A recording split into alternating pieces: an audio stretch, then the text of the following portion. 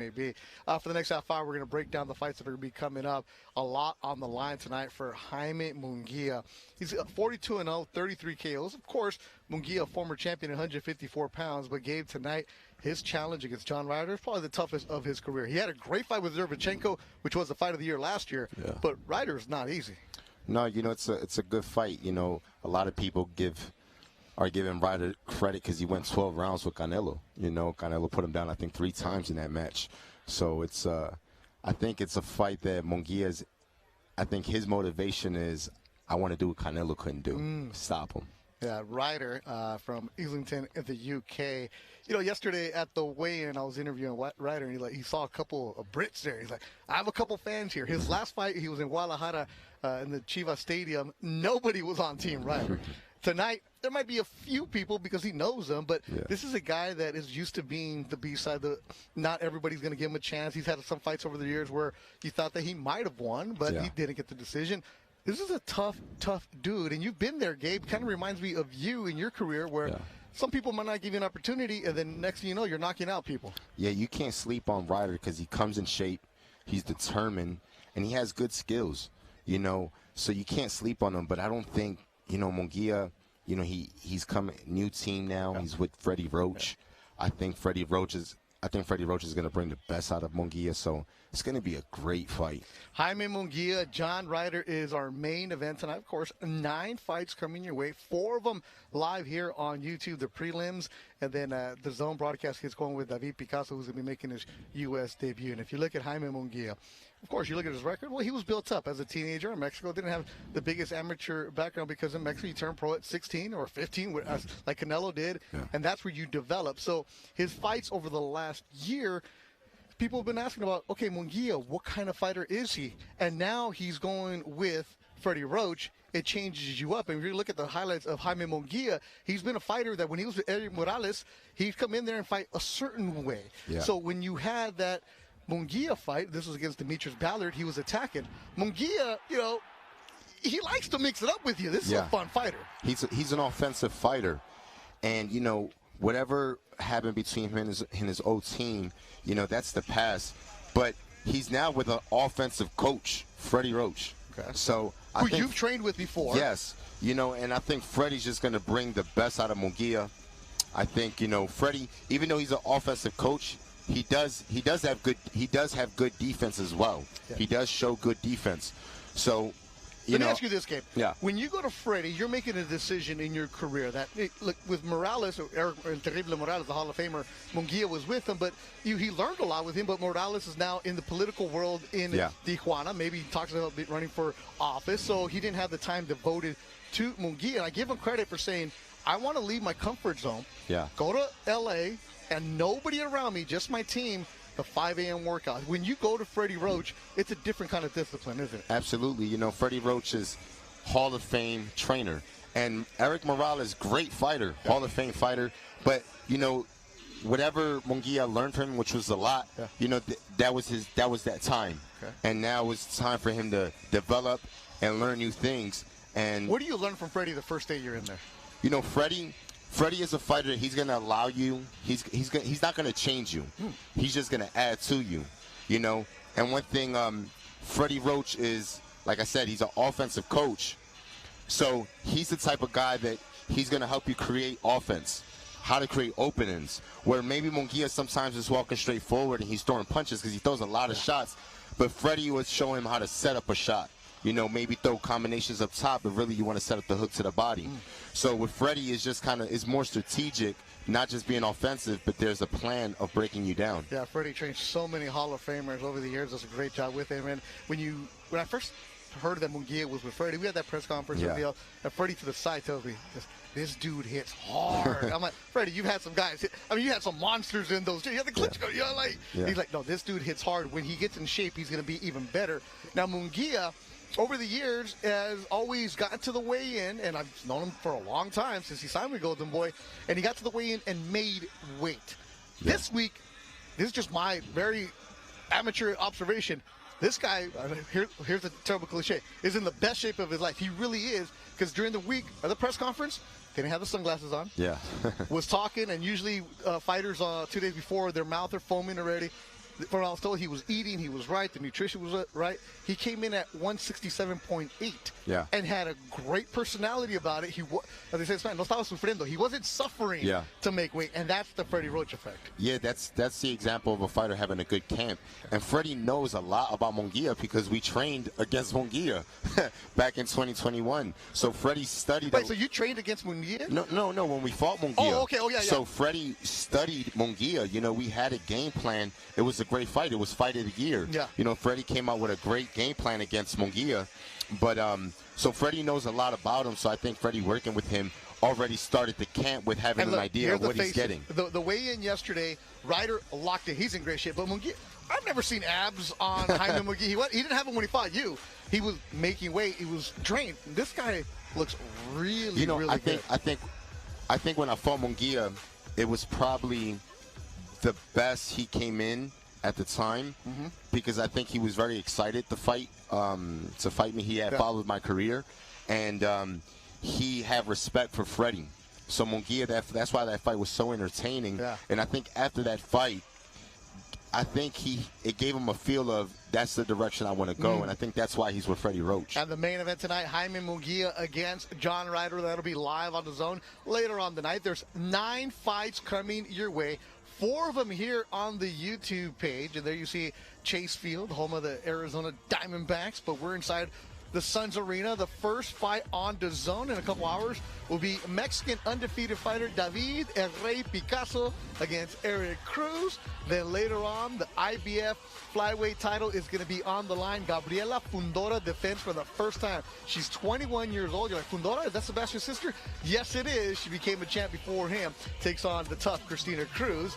And then DFG, Darius Fulghum, out of Houston, Texas, takes a huge step up. Fulghum only 9-0. He takes on Alantes Fox, who has 34 professional fights, and that's a really good one, Gabe. When you have a young fighter taking a step up like that, it'll be good. And of course, the co-feature, Oscar Collazo from Villalba, Puerto Rico, defends his belt in 105-pound division. I want to get going with Oscar Collazo. We were there when he won his title. When you win in Puerto Rico, it's cool. When you win a title in Puerto Rico, they party. No, they mobbed us, remember? We did the interview, and we had we had the whole team security on us. Yeah, and, it was great. It was a great celebration. Yeah. It was a great show-out fight for Collazo, and I'm excited to see Collazo and what he's going to bring to the table. He's a strong guy, fast, and he's a hard worker, man. He's determined. Yeah, Collazo, the thing about him, Gabe, people are like, 105 pounds, I don't want to see that. But this dude is different because his work rate, he attacks you, he gets after you, and we see stoppages. 8-0, 6 KOs. Yep. You don't normally see that at 105. No, it's rare to see knockouts at low divisions, but at 105, he has punching power, and it's not just punching power. He breaks you down. He's going to the body. He's going up top. So it's a great combination that Collazo brings to the table. A lot on the line for Collazo. He's taking Reneres Gutierrez from Nicaragua, who's 10-1. That reason that there's a lot on the line is because if Collazo gets by him, there's fights waiting for him in Japan, unification bouts, money. And at the press conference, he told Oscar De La Hoya, I know, Oscar, you're saying some fighters don't want to fight. I want to fight. I want to defend. Oscar's like, hey, we got some money if you do that, right? Yeah. I love that attitude, right? No, absolutely, man. I love that attitude as well. Well, Oscar Collazo will be the co-feature tonight in association with Miguel Cotto Promotions. And Gabe, you just came from Puerto Rico. You have a house. You fly there. It just seems that anytime there's a Puerto Rican champion, right, it's different. You go to the island. I've been there with you in Old San Juan, and they mob you there. Collazo, if he continues to progress in his career, he's in the small area in Villalba, this guy can be an icon there. No, absolutely. It's just about him putting on the type of performances that he's putting on, continue to stop people, continue to get these knockouts, and eventually the island is just going to start backing him. Collazo has a great personality. The first time I met him at a press conference when he fought for Golden Boy last year, he looked like he might have been somebody's agent or manager, not suited and booted, and I made the mistake of calling him Miguel. Although Miguel Collazo, because he was with Miguel Cotto Promotions, never said anything afterwards. He comes up to me and said, hey, man, my name's Oscar. I felt so bad. So to this day, the running joke is his name is Miguel. And he's like, I'm going to be a champion. I'm going to make you remember my name. So his name is Oscar Collazo. Great personality. He speaks very well about his future in the sport of boxing. I'm feeling good. I'm feeling great. It's a big opportunity for me. I'm here to make a difference to the weight. I think a lot of people like they forgot the lower weight class, and then we fight like the other people fight, the 160, 140, 147. We fight, and we throw even more punches. You know, I think it's a very exciting weight class, and I think the track is my way of fighting. I like to pressure people. I like to knock out people. I like to give fans the good fights, the big fights, and I think my island is full of that. It was even been 5 years that a Puerto Rican didn't defend his title in Ireland. So and I fought where I debuted, and I think I made a difference. I made a difference to my people, to my fans, and I'll put the sport of Puerto Rico. You know, I think a lot of eyes on me, and I wanted that. You know, just making the great fights, making the big money, and if I get a fight to unify a title, I would love to do it. I think I can do it because I got a great promoters behind me, great manager, great team, and my work ethic is there. So I know I can make it happen. I can make history for my island, for me, and make my people proud. You know. Esto va para mi gente latina, gente de mi pueblo, Puerto Rico, los de México, los mismos de Nicaragua. Sintonicen este sábado por DAZN, que va a ser una gran cartelera, potencialmente la pelea del año de Jaime Munguía y John Ryder, y de semiestelar un puertorriqueño de 105 libras dando cara a mi gente de puertorriqueño y hacerlo lucir en grande. Lo espero este sábado. I told you he sounds like a manager promoter. He's promoting Munguia's fight too. That's the attitude. I love that from him. He's a very dynamic, and that'll be the co-main tonight. Oscar Collazo taking on Reineris Gutierrez, will be defending his WBO minimum weight title. So the doors are open here at Footprint Center in Phoenix, Arizona. We're about 15 minutes away from our first bout of the night, which will be Johnny Cañas against Kamiko Hall. 4 fights coming your way live on YouTube right here with us. Then in a couple hours, David Picasso will open up the DAZN broadcast, and that'll be Todd Grisham, Sergio Mora, Chris Madison, my boy Gabe Rosado will be part of that mix also. Now, you're also going to see later on tonight Gabriela Fundora. Before we start talking about Fundora, Gabe, you fought in this building. Now, now that the building's coming alive, what's it like? It was similar when I fought. That's exactly what I want to get to. When you fight in an empty building, it's one thing, but when you fight and you're on the DAZN part, when you move up in your career, that's what Gabriela Fundora is going about. So what's it going to be like for her when he comes into the building? Well, I fought in an empty building because of the riot that broke out with Chavez and Jacobs. Yeah, that's right. So I was on that card in case to fill in for Chavez. There was a chance. And the riot breaks out, obviously. And, you know, Eddie Hearns comes to the locker room. He goes, Gabe, you don't have to fight because I'm next. And the arena's empty. It's about midnight now. Yeah. And I did the fight because it would help me put me in the rankings, and then I fought Jacobs next. But it was weird fighting in an empty arena, man. It was very weird. It's only in boxing do you get, hey, you're the standby just in case this guy doesn't show up. Now there's a riot. Hey, if you want to fight, Gabe, why not? And all of a sudden you're in the rankings. And I was waiting in the locker room when the fight ended due to the riot. I didn't get in the ring till 3 hours later. Now, if you hadn't fought, were you still going to get paid? Yeah, I would have got paid, but at the end of the day, it's fucking paid. But one thing, the important thing was I had to be a professional because I had to go in, get a win, put myself in the rankings, and that's what got the Jacobs fight. And it was crazy. And then the Danny Jacobs fight where, I'll say, he got robbed. Yeah.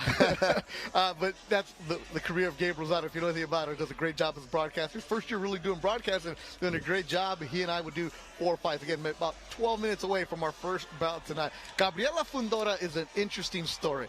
Fundora is a fighting family. Her dad is the trainer. They're Cuban and Mexican. Used to live in Coachella. Now they're living in the mountains of Southern California to get away from everybody. Her brother, the Towering Inferno, 6'6". Gabriela, 5'9". She's a world champion. They are nothing but a boxing family. Yesterday at the weigh-in, she told me, I'm going to come out there and I'm going to put on a show. That's what she does. You look at her nickname is Sweet Poison. You think she's super nice, all of a sudden she's working you, and she dropped Arely Musino to take her IBF title last December. That was on the Alexis Rocha Giovanni Santillan undercard, and tonight she will defend her belt against Cristina Cruz, who you know a little bit, 6-0, Puerto Rican, right? Yeah, Puerto Rican fighter, Olympian. It's a good fight. She's a boxer. Fundora, she's aggressive, and Christina's going to try to box, so it's a good fight. Yeah, Fundora, 12-0, 5 KOs. She'll be defending her belt. She'll be the second bout on DAZN tonight. So the sport of boxing, you see a lot going on. You know, Sinisa Estrada's going to be fighting Yocasta Valle. Marlena Esparza has the other belts in this division. And Fundora said, hey, that's exactly what I want to do. These young fighters, and Gabe, you have 2 daughters, and you see them. You're out there, you're like, I don't want my kid fighting. But the sport of boxing, especially when you came up, it was, okay, there were novelties. Now it's, these girls are selling tickets, they're winning belts, and they're calling out names. I love that. No, for sure, you know, and we just saw a good fight with Michaela. Oh, yeah. And Natasha. So it's women boxing is growing. You got Serrano headlining in Puerto Rico. Oh, yeah. So it's big right now for the women. And Gabriela Fundora wants to make a name that you'll remember for a long time. She sat down with our cameras yesterday and spoke about what could possibly happen in her career. Hi, I'm Gabriela Fundora, IBF World Champion of Flyweight. I'm excited to be working with Golden Boy. You know, we're going to bring in, it's a new chapter of boxing, and now we not only have one strong promoter, but now we have 2. So we're excited for what the future brings. I always had that champion mindset. So ever since I was little, 6 years old, finally being able to get the chance to actually win a world title, you know, and only in a matter of 3 years or 2 years that I've been a pro. It's a grand opportunity, so we took that opportunity, and well, here we are today. The goal is to become world champion, right? Or undisputed. It's destined that we're going for the belts. It will go down in history that I'll be the youngest female and male fighter that is undisputed. I'll be the youngest one, so that kind of puts a little bit of sugar on top, you know, that not only undisputed but the youngest. I want to put out there that where female boxing is evolving. It's evolving, and we're extraordinary. I want to be extraordinary. I want to be known as not just another female boxer, and not that it's exciting. We're exciting to watch it. It's different. Tune in Saturday night. It's not only mine. It's gonna be a spectacular fight, but we got the main event. You know, Jaime Munguia and Ryder, and you guys are gonna enjoy the show. Thank you. She puts on a show. Gabriela Fundora, Sweet Poison at 112 pounds, should be defending her IBF belt. If you saw it the weigh-in yesterday, I handed her some red velvet cupcakes. The reason is she has a memory like no other, and she knows if you tell her one thing, she's going to pick up on it. So a few years ago when she made her Golden Boy debut on one of the fight nights, she said that during camp she likes to bake. I'm like, wait, how are you going to bake when you're trying to lose weight? She's like, I'm always on point. It keeps me calm. And I'm like, well, if you win, I'll get you some red velvet cupcakes. She said that's her favorite. 3 years later, she's been telling the Golden Boy staff, Beto Duran owes me cupcakes. Beto, I'm like getting hit. Like, don't pay up. So I went to the market yesterday, got her red velvet cupcakes. I gave it to her during the interview.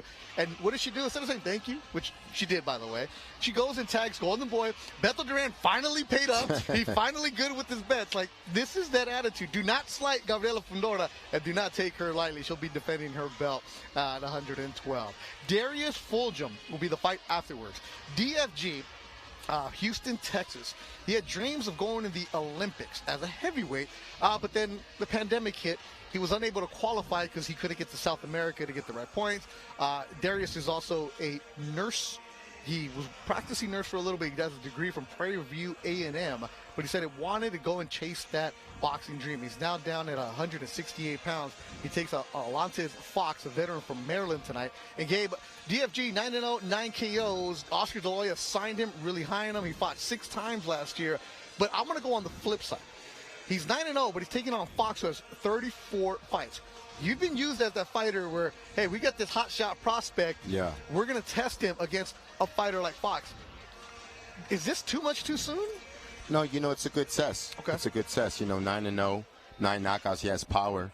And it's a good test that you want because, you know, he's obviously has punching power. Wow. So you don't just want him going in there and hitting the guy and he's not learning anything. This guy's obviously, with the amount of fights that he has, over 30 fights, is going to give him a test, and then we'll see what he's really made of. Yeah, Darius is also somebody that you can move faster because of the amateur background, and also he's a grown man. He's in his late 20s, so you don't have to develop it. I like this.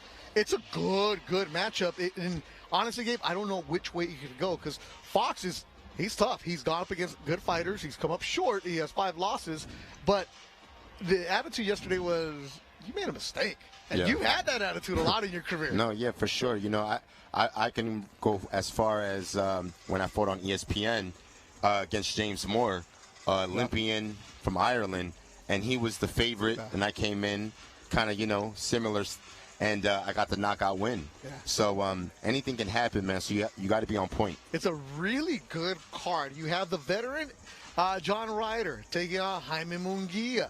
You have Alantes Vox, the veteran, taking on the upcomer DFG. And DFG, our cameras caught up with him as they went to check out his camp in Houston, Texas.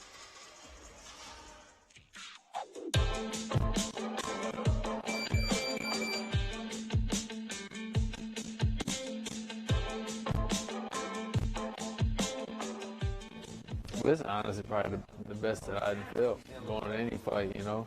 Most prepared, come off last victory, straight into this one, my first 10-rounder. Like, this moment I've been preparing for, and I can't stress enough that 2024 about to be a big year, you know. Ali said, sacrifice now, live the rest of your life as a champion, and that hasn't resonated more true to me now than ever in my life.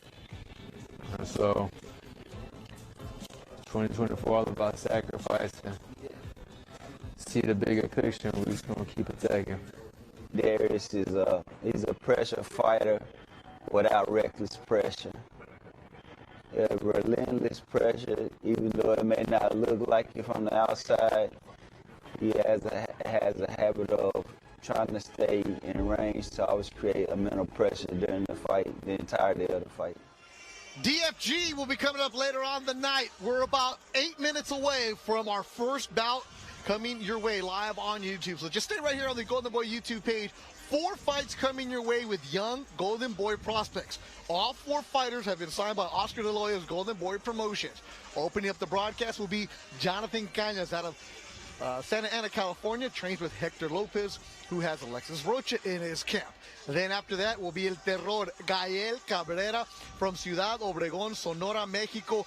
That young man is a monster. He takes on undefeated Miguel Ceballos from here in the Phoenix area. Then after that, San Antonio, Texas, Gregory Morales takes on Venezuela's Ronal Ron. That's a good one because the Venezuelan has some experience. And then the main event here on our YouTube page will be Junebug.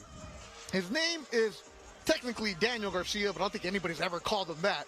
Daniel Garcia is 7-0 out of Denver, Colorado. Will be taking on Daniel Lugo from here in the Phoenix area. So 4 good fights, and that's what it's all about. Giving these young kids exposure. And Gabe, you said it, you fought here in these empty arenas. Yeah. These youngsters, I think the oldest one might be 22 years old. Yeah, man. That's a big opportunity for them. What do they have to do to, like, open up some eyes? No, this is, man, killer mentality.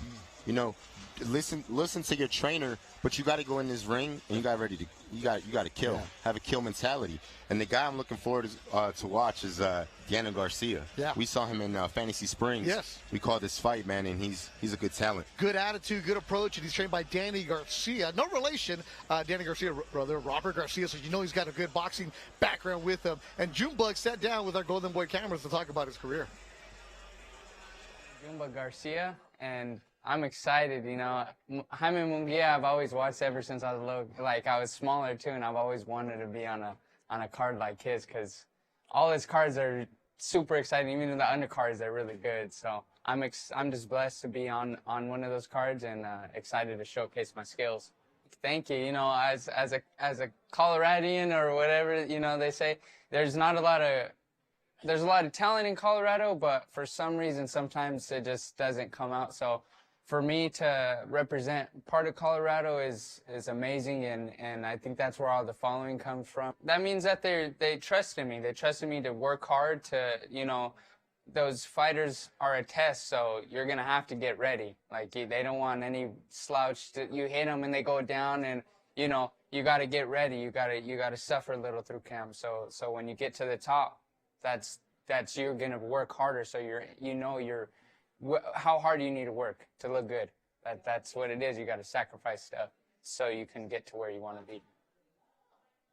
Being the main event for the prelims is awesome, but, you know, there's people going to want to take your place, so that's all the motivation you need. You know, when I first got started, you know, I want to be at that level, keep rising, and I know people that are going to fight are like, oh, I'm on this stage, let me show off. So you got to get as ready and be as motivated as you can every fight.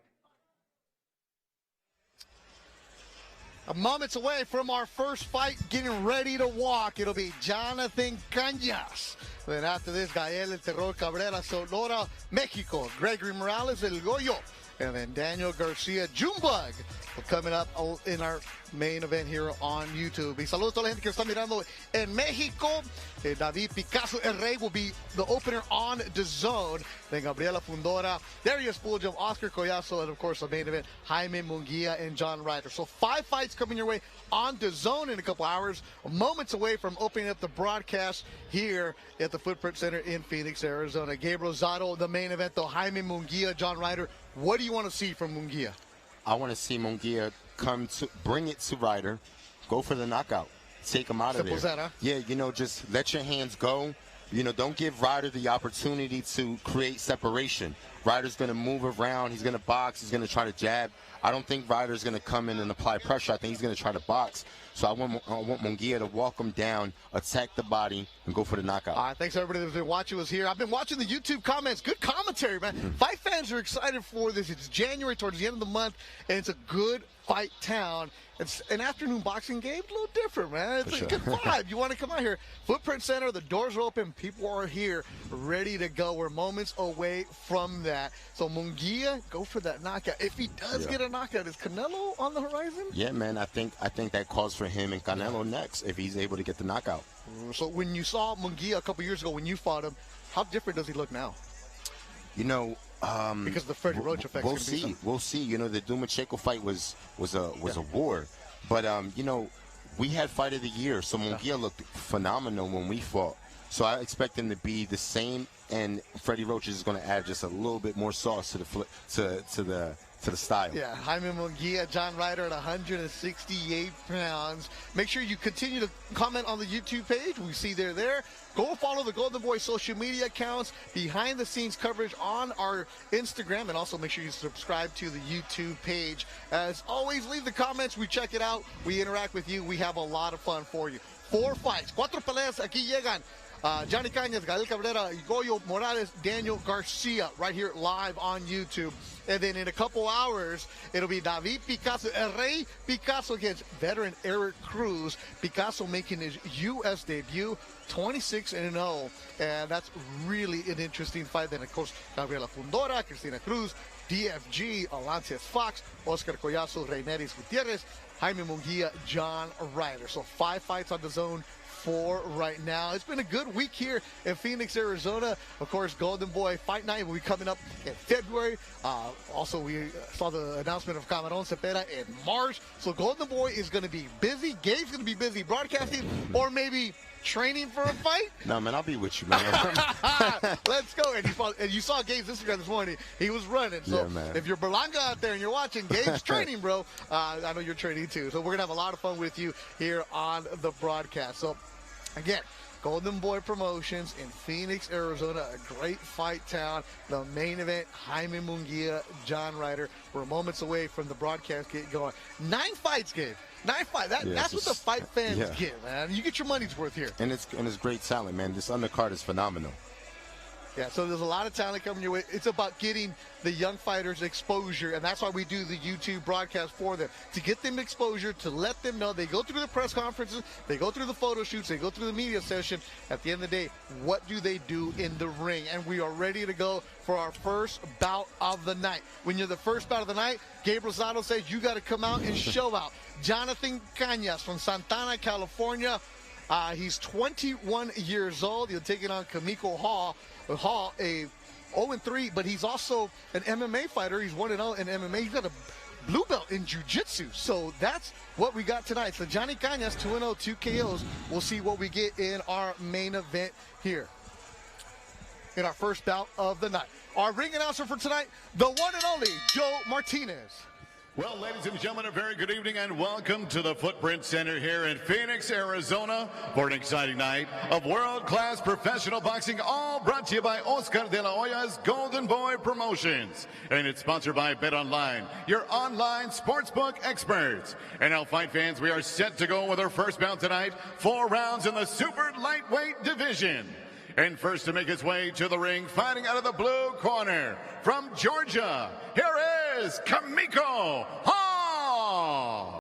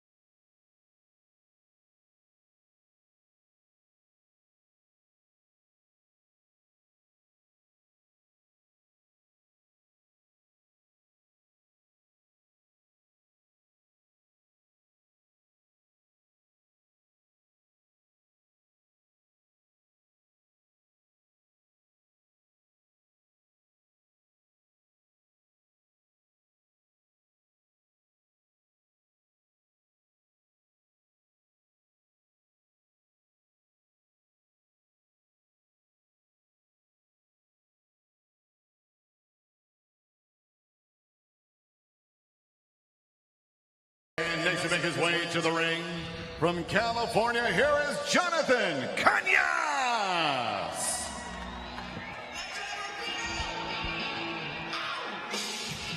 Johnny Cañas. 2-0 from Santana, California. Oh man, got a little swagger to him. As Johnny Cañas comes into Maná, Me Vale Vale. The song that's probably older than him. But basically the song is, I don't care what you say about me. The loose translation. And that's kind of the attitude that he has, Gabe. Johnny Cañas. Tough upbringing. Found boxing. And he found Hector Lopez in the TKO boxing gym. Hector, of course, took Ronnie Rios, Alexis Rocha to excellent careers. And Alexis is actually here in attendance. So you see a lot about this young man. He's got a little swag, a little attitude. Here he is with Abraham, his manager. But he's got that look of like, okay, when I'm in the ring, I'm ready to knock you out. He's 2-0 with 2 KOs. Once again, fight fans, we are set to go 4 rounds. This scheduled in the super lightweight division.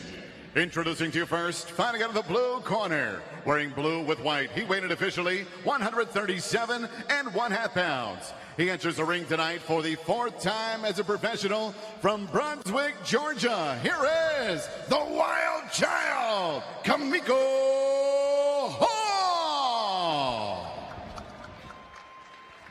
And across the ring, his opponent, fighting out of the red corner, wearing purple with white and teal. He weighed in 135 3/4 pounds. In 2 bouts as a young professional, he stands perfect with 2 victories, both wins coming by way of knockout from Santana, California. Here is the undefeated Jonathan Sugarcane Cañas. And your referee in charge of the action is Chris Flores.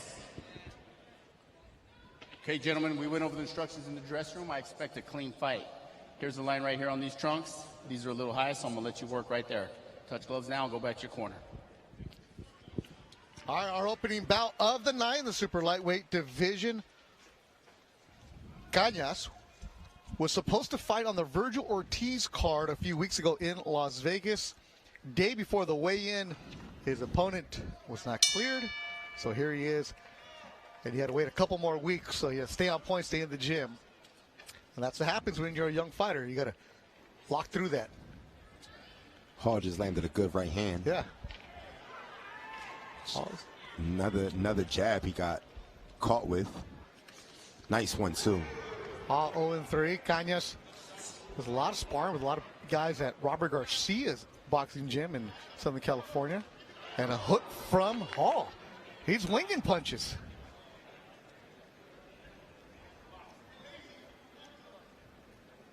You know, Jonathan has to just establish a jab. You know, get his rhythm going with a jab. That's a good one, too, right there.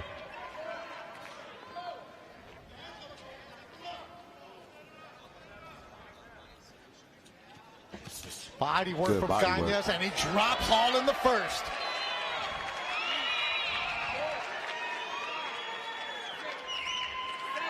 I don't think Hall's getting up. And he's not. A first-round KO for Johnny Cañas. Quick work, and Hall is spitting up blood in his corner. And somebody got to get him a bucket. He's about to throw up. 104 of the first round for Johnny Cañas. And Hall is tough. Respect anybody who gets into the ring. And that body shot got him. They're going to have to clean up the corner. And then right above it, you see the commission dropping that towel. Johnny Cañas improves 3-0, 3 KOs. Let's look at the replays for this one. It was quick work. And, you know, Hall landed a couple, but he got caught to that body and gave nobody, no matter if you're young or old, that body shot's always going to hurt. Yeah. It was a good 45 angle shot to the body. Man. Well, Golden Boy has a show coming up in February. He could probably get Cañas right back in there. You know, good for him. He was able to get on this card because, like you said, the Virgil Ortiz, his opponent fell out. I think we're starting to see some opponents might be saying, like, oh, damn, I'll take a fight, but this dude, he can go. He didn't have that big of an amateur background, only about 20 fights, because Hector Lopez is trainer right there with the Patriots cap. Tell me that he just didn't have an amateur style, and he had the attitude of, I don't want to fight anyone. I'm going to do a pro. They're like, calm down, kid. Joe Martinez. The end comes officially 1 minute, 4 seconds, round number 1, where you have your winner by TKO. He is still undefeated, Jonathan Sugarcane Cañas. And we will be talking with Jonathan Cañas. 21 years old, like I was telling you, Gabe. He had a tough upbringing. Boxing has kept him on the straight path, and he has a good team around him.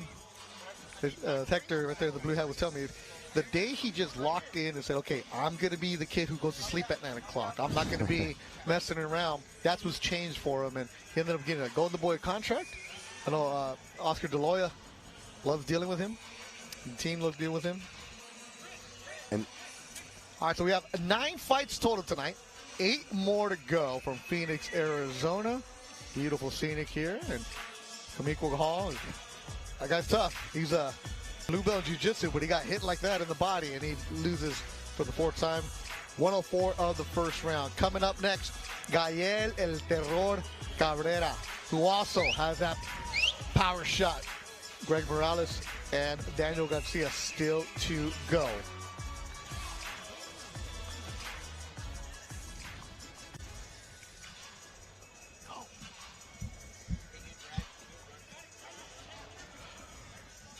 Yep. So Johnny Cañas will be coming over.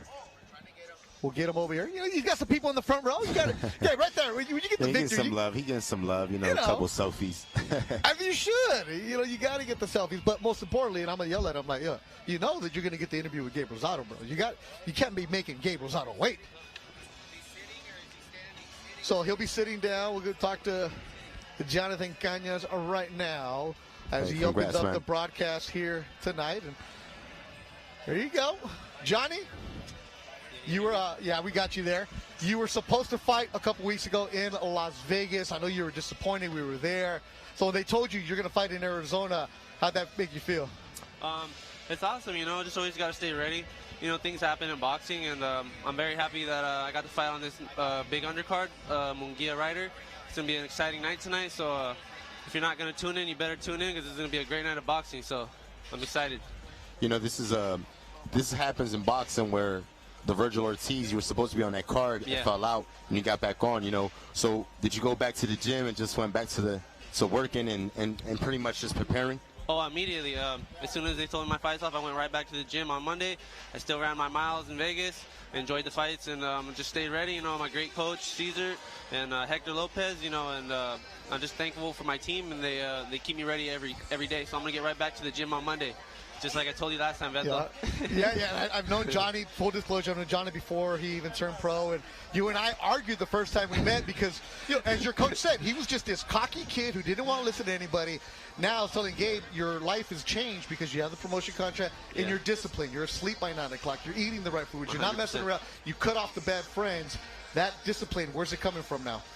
I think as you get older and also you see what you have on the line, not a lot of people get these opportunities, and you got to take full advantage of it. And sometimes you might slack off, but it's just us as a human. Sometimes we do that, but you got to get right back on track. Yeah. He did catch you with like 2 right hands. Yeah, he did. What do you think he did wrong? I had my hand down a little bit, but also, you know, I started off a little too slow. But I mean, I still got him out there the first round. But sometimes when you start your first match, it's like, you know, oh shit, this is a boxing match. You know what I mean? Yeah. It's under the bright light. Sometimes you forget some things. So, but you know, it's all a learning experience. You got a good jab. So start off with that jab. You got to stop those quick right hands from landing. Just start off with a right hand with a jab. Yeah, Johnny, you're now 3-0, 3 KOs. It's been easy for you right now, but it's not easy outside of the ring because they take you to Robert Garcia, and you're sparring some of the best in the world, aren't you? Oh, yeah, I get the best work, and honestly, it's a pleasure sparring with Alexis Rocha. He would whoop my ass a lot, but it got me better to these levels, and I'm excited, and me and Alex have great things coming soon. and I can't wait for the future. All right, there's your camera right there, Johnny. Send your messages. Thank you guys for all tuning in. Saludos, Tepic Nayarit, Bellavista, Suduro Cañas, Puro Cañas, ánimo. Jonathan Cañas, he's now 3-0. Congratulations, man. Appreciate you, Johnny. Good young man, somebody to keep your eye on.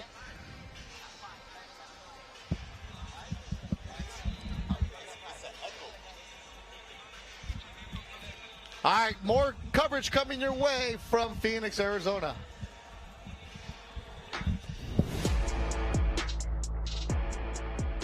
Obviamente vamos a tratar de buscar el knockout, y si no, pues como siempre lo he dicho, siempre vamos a traer condición y pues vamos a salir los dos hermanos. I need to get my career back where I need it to be, and this starts with beating Munguia on January 27th.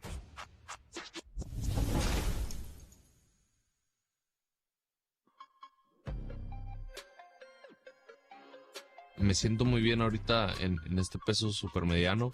La verdad no he tenido ningún problema con el peso, al contrario, yo creo que pues es mi segunda pelea, va a ser mi segunda pelea esta, entonces yo creo que me voy a sentir mucho mejor que la primera. Mi forma física creo que ha cambiado bastante.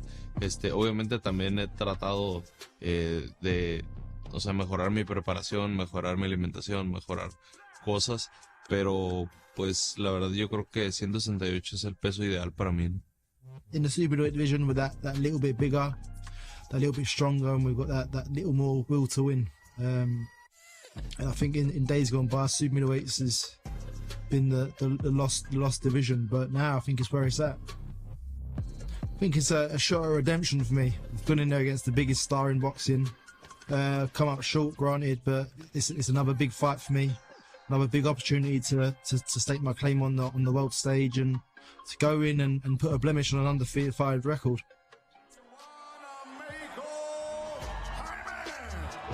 Pues el año pasado tuvimos una gran pelea ante Derevyanchenko, que es un gran peleador y pues fue un gran rival.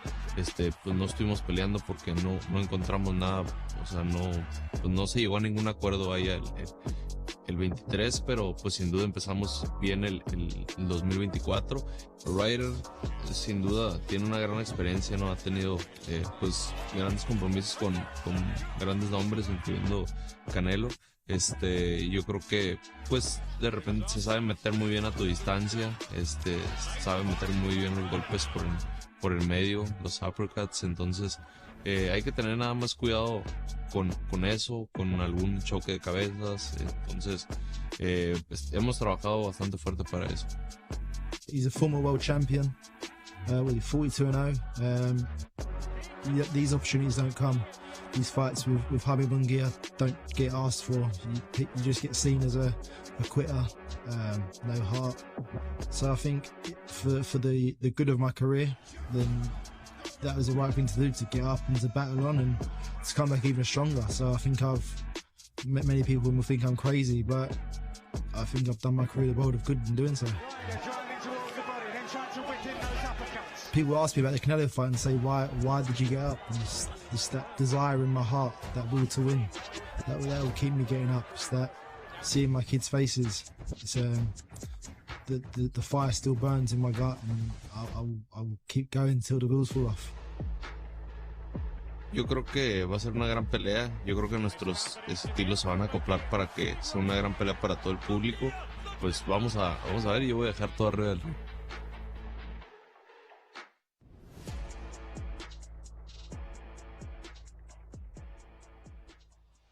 Back here ringside, Beto Duran alongside Gabe Rosado. Gabe, we just saw Jonathan Cañas get the first round knockout. A couple echoes there, but we'll figure that out. Coming up next, though, Gael Cabrera against Miguel Ceballos. And then Gregory Morales, Ronal Ron. Daniel Garcia takes on Daniel Lugo. We're back here at ringside. Feeling good? Can you hear yourselves? We're all right. So I see the YouTube comments coming through. El que sigue ahorita va a ser Gael Cabrera de Sonora, Mexico. But, of course, the main event tonight, Jaime Munguia, John Ryder. And we talked about it in the open about half hour ago. Jaime Munguia just looks different right now. Is it that Freddie Roach approach? Yeah, you know, it's just like a fresh start. Okay. You know, sometimes you need that. I've switched trainers a few times in my career, and where you just kind of need that fresh voice in your corner. And I think Freddie Roach is bringing that to Munguia, and you see like a different kind of energy, a different vibe going on with him. Yeah, and against John Ryder, who yesterday at the interview after the weigh-in, I was like, you know, people aren't going to be on your side. You're used to this. So he went to Mexico. Everybody was against him in Guadalajara. Here, maybe a couple Brits. So if he does win, it is an upset. But for him, it was like, nah, it's not an upset. I expect to win. Where do you guys get that attitude from? No, that's the attitude you have to have. You know, you can't come in here like, you know, I'm going to pull an upset. It's like he's confident, and you have to have that kind of confidence going into this fight. Yeah, and that's the mindset he needs. Sorry, Gabe. Make sure you check out the Golden Boy social media accounts for behind-the-scenes pictures, videos here as the fighters are walking in. We're a couple hours away from the main event of Munguia and Ryder.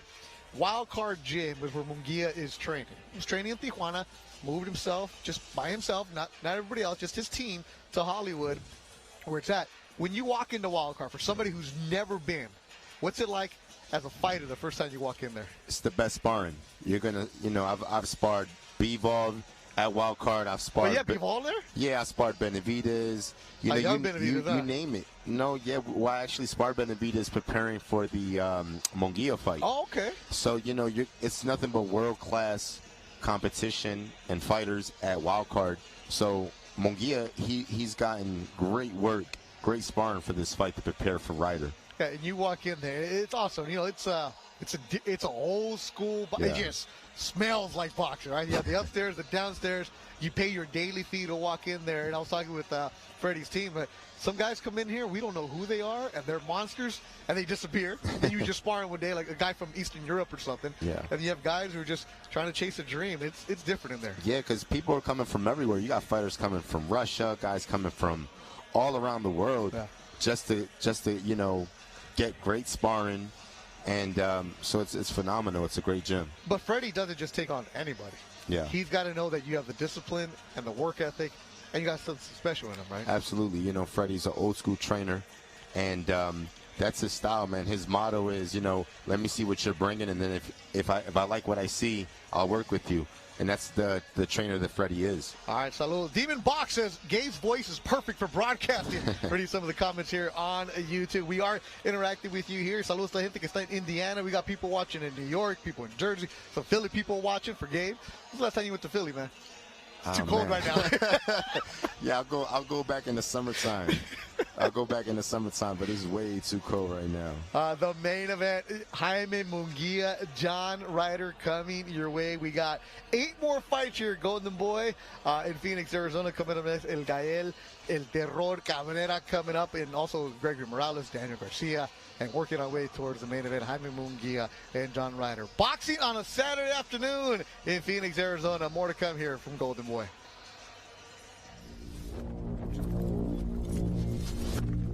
This is exactly where I need to be. This is what I do. A sensational finish for Connor. I'm the destroyer. Regardless of opponent, I'm on another level. I seek and destroy. February 3rd, the entire division will be on notice.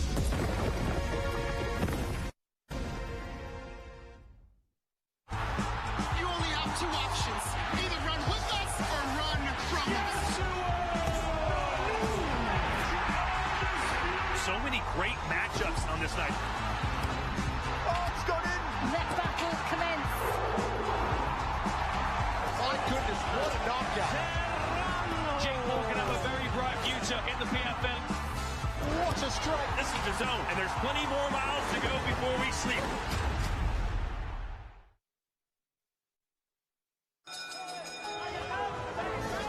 This will be the greatest atmosphere you have ever witnessed in a boxing ring. H2O. Aston Sid. Working the body here, Dylan hoping that's going to pay dividends as the rounds go on. Tremendous action. Unbelievable. The knockdown was big for Jake Paul. This is a championship fight.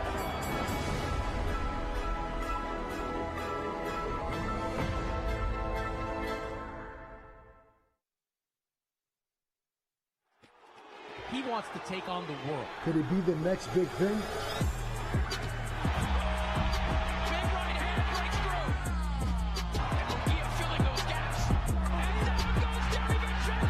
He's taken on all challenges. Heart of a lion, John Ryder. He's a warrior. What a fight we have here in our main event. We got Grace under pressure. Jaime Munguia, John Ryder coming your way later on tonight in Phoenix, Arizona. We've already seen Jonathan Cañas with a first-round KO. What will we get between undefeated Gael Cabrera and Miguel Ceballos? That's coming up next. Working our way towards Gregory Morales from San Antonio and Junebug Garcia from Denver, Colorado. Afternoon boxing in El Valle, Phoenix, Arizona. Let's look at the tail of the tape for this one. Cabrera, 20 years old in a couple of months. He's only had 3 pro fights. He's talented, and the tail of the tape, they look right around there.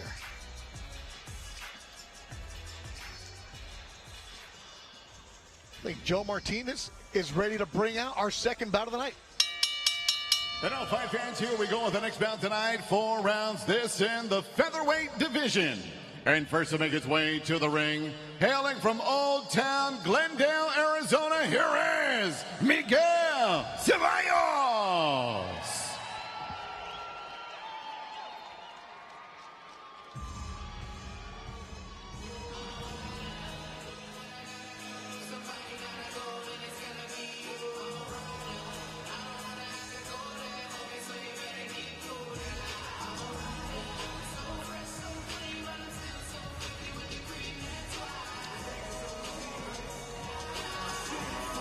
Miguel Ceballos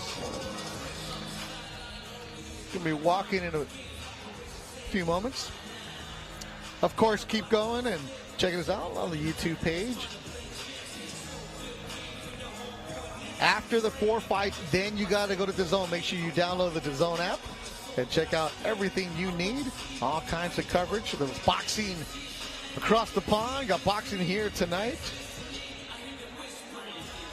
Of course, Golden Boy Promotions, our Thursday night Fight Club series will be February 15th at Commerce Casino in California. That's an opportunity. You'll see Jojo Diaz back in the ring. This right now, it's Miguel Ceballos from Old Town Glendale. Ceballos hasn't fought in a couple years, but he has a following here. Had a lot of people at the weigh-in yesterday. Walked into the locker room. He was giving hands. He was locked in, Gabe. He looked at you like, You know, he's a hungry guy. You know, somebody from his team told me that, you know, he was homeless not so long ago. Yeah. So, you know, he's a guy that came from struggle.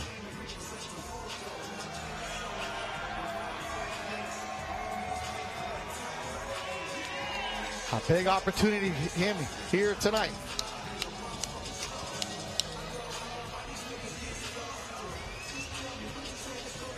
El Suavecito is his nickname. Puts his undefeated record on the line against Gael Cabrera, who's ready to rock. And his opponent ready to make his way to the ring, fighting out of the red corner from Sonora, Mexico, Gael Cabrera. This young man, I've heard about him for a while, Gabe. He's only 19, but I've heard, watch out for this guy, watch out for this guy. He's from Ciudad Obregón, Sonora, Mexico. Same area as City Salido.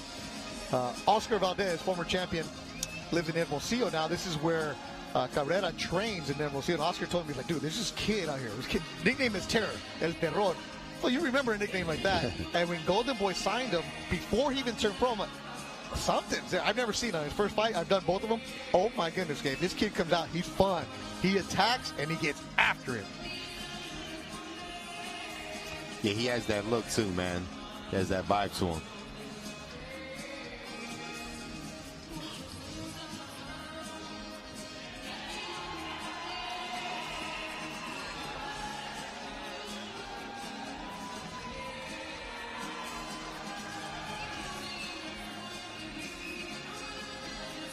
Joe Martinez, let's go.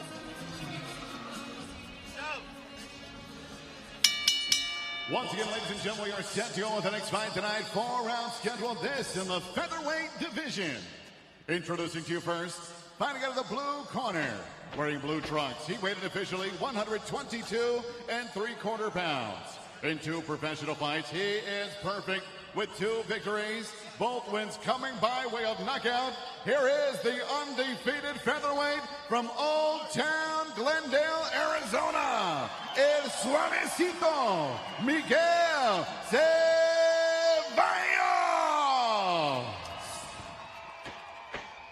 And across the ring, his opponent, fighting out of the red corner, wearing white with gold. He weighed officially 120 3/4 pounds. In 3 professional bouts, he too stands perfect with 3 victories, no defeats, 2 wins coming by way of knockout. Presentando el hijo invicto desde Sonora, Mexico, el terror, Gael Cabrera. And your referee in charge of the action is Rick Bingham. Fighters, 2-second fighters. All right, gentlemen, we already went over the rules in the dressing room. You know what I expect. You're a little high. Anything below there is a foul. You're good right at the borderline. Below that is a foul. Keep your punches up and your heads up. Protect yourself at all times. Obey my commands at all times. Now do what you do best, and I'll do the rest. Touch gloves. Let's go. We're ready to go. Rick Bingham, the 3rd man in the ring. Should be a good one. It's scheduled for 4 rounds. Gael Cabrera, 3-0, 2 KOs. Miguel Ceballos, 2-0, 2 KOs. How long will this fight last? Be interesting because they're both going to come out and swing. Cabrera in the white trunks. The Mexican works fast. He attacks. And he looks for the kill always, Gabe Rosado. Yeah, Miguel Ceballos, man, he's very animated in the corner. Yeah, dude, is that him kicking the mat? He looks like he's ready to let his hands go, but. Yeah, Ceballos was like a bull in the ring, ready to go. Oh, big right hand from Ceballos. That was a big right hand. Whoa! That's the hardest that Cabrera's ever been hit in his career. I've done all 3 of his fights. Ceballos is barking at him. Oh, this is personal now. Cabrera bleeding. That aggressiveness coming from Miguel could work against him, though. How so? He can overshoot a shot and land into a crispy counter by Cabrera.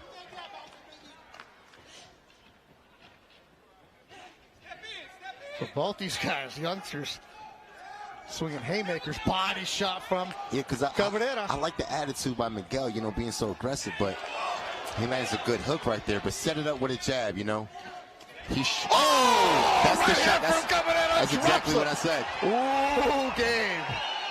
He's being so aggressive that Cabrera caught him with that check counter. It's a great shot by Cabrera. Halfway through the opening round, both these dudes going for the home run in Phoenix. 19-year-old Gael Cabrera. And I like, Cabrera, man, he's switching from southpaw to orthodox. That shot came from a southpaw side, that hook. Cabrera over 300 amateur fights for Team Mexico. There's that check hook again. See, Cabrera's finding his spots right here. Southpaw side, landing a good shot to the body. Gabe, he's right above us, and he's grunting, and you can hear the thud from the punches. Good check hook again by Cabrera. Less than a minute to go in the round. And Ceballos lands a right hand. And Miguel's so aggressive, man, that you can fatigue yourself like that. Cabrera body work. Ceballos in the corner covering up. Good right hand shot. left from Cabrera. Ceballos in the corner Good in body danger. shot as well. Ceballos' face is all red. 30 seconds to go in a fun opening round. Good body shot right underneath in the liver. Cabrera working, attacking. This kid's only 19? Yes, so Cabrera got him hurt up top, and he just hurt him to the body. Uppercut from Cabrera. Oh, against the ropes. The ropes held them up, and Ceballos' nose is all bloody. Gael Cabrera looking at him. Holy smokes, what a round. Yeah, Cabrera, he's a killer. Final seconds of the round. Cabrera in the middle of the ring, ready to finish it. Final seconds. And we go to the second. What a round, Gabe Rosado. Man. Woohoo! This is why I texted all my friends the link to this fight. You guys want to check this dude out. And there it is, man. That was a good short uppercut, and he cleans it up with a hook. You know, Miguel was just being overly aggressive, and Cabrera took advantage of it. Right here, that overhand left, and then that body shot. That was a great shot. Jeez. Doubling up with that hook. You know, I like that Cabrera didn't get shaken up by Miguel being so aggressive. He stood his ground, man. And Cabrera in his corner, standing up. Not sitting down. And Ceballos taking every single second he can. It's the hardest he's been hit. He went down for the first time in his career, Miguel Ceballos. And it's only the first round. He got dropped, and he got a busted nose. There you see Cabrera. Cabrera, man, he's fresh. He's got the Siete Mares sponsorship. That's old school right there. So he has that killer attitude. Oscar Valdez raves about his kid. Trains in Hermosillo now because he had to get out of Ciudad Obregón. La Rueda, that's where he's from, his neighborhood. It's a tough neighborhood. How to fight your way out of it. That's what he's doing here as a professional.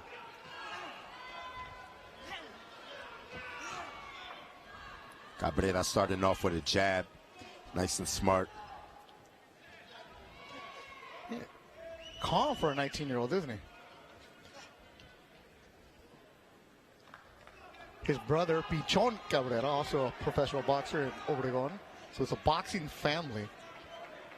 Said he spars with his brother. His brother's a bigger fighter. He said they work together. Said, I can't spar anybody who has a small record. I got to go after the big guys to get work because nobody wants to work with him. You can see it now. You know, Cabrera's shots are just more elusive, where Miguel is just, you know, he's pushing the shots out. Pace is slowed down here in the second, obviously.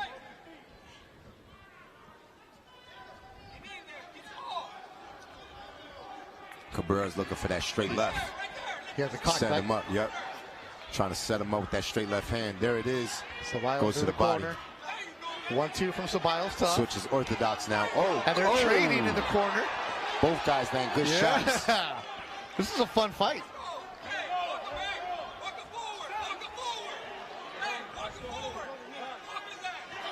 Nice straight left by Cabrera. Yes, it is. Uppercut nice for Cabrera. uppercut. He's mixing it up, man. He throws it straight. He throws it underneath. Feet tangle up. Cabrera with a shine on his left cheekbone. He's got cut. Ceballos in the blue, nose all bloodied. Ceballos just winging punches now. Oh, that body shot hurt That bad. hurt. Oh, that body shot Digging hurt again, bad. and Ceballos lands a body shot of his own. Ooh, Cabrera another good digging shot. into the corner. A minute to go in the second round. Ceballos is a tough dude, man. Hey, you've been homeless. You're going to be tough as could be.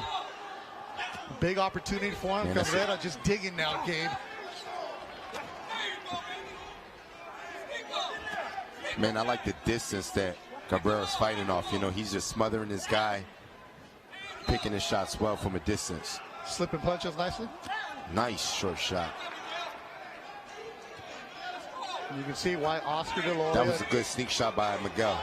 Eric Gomez, President Golden Boy, really like Cabrera. That was a good short hook right there by Miguel. Ceballos, he's hanging in. Man, it's just he's just pushing the shots. You know, they're not coming out smooth. Final seconds of the second round. Good back and forth action Nice between the body youngsters. shot by Cabrera. Cabrera and Ceballos. Second bout of the night on the YouTube stream. Touch love between rounds.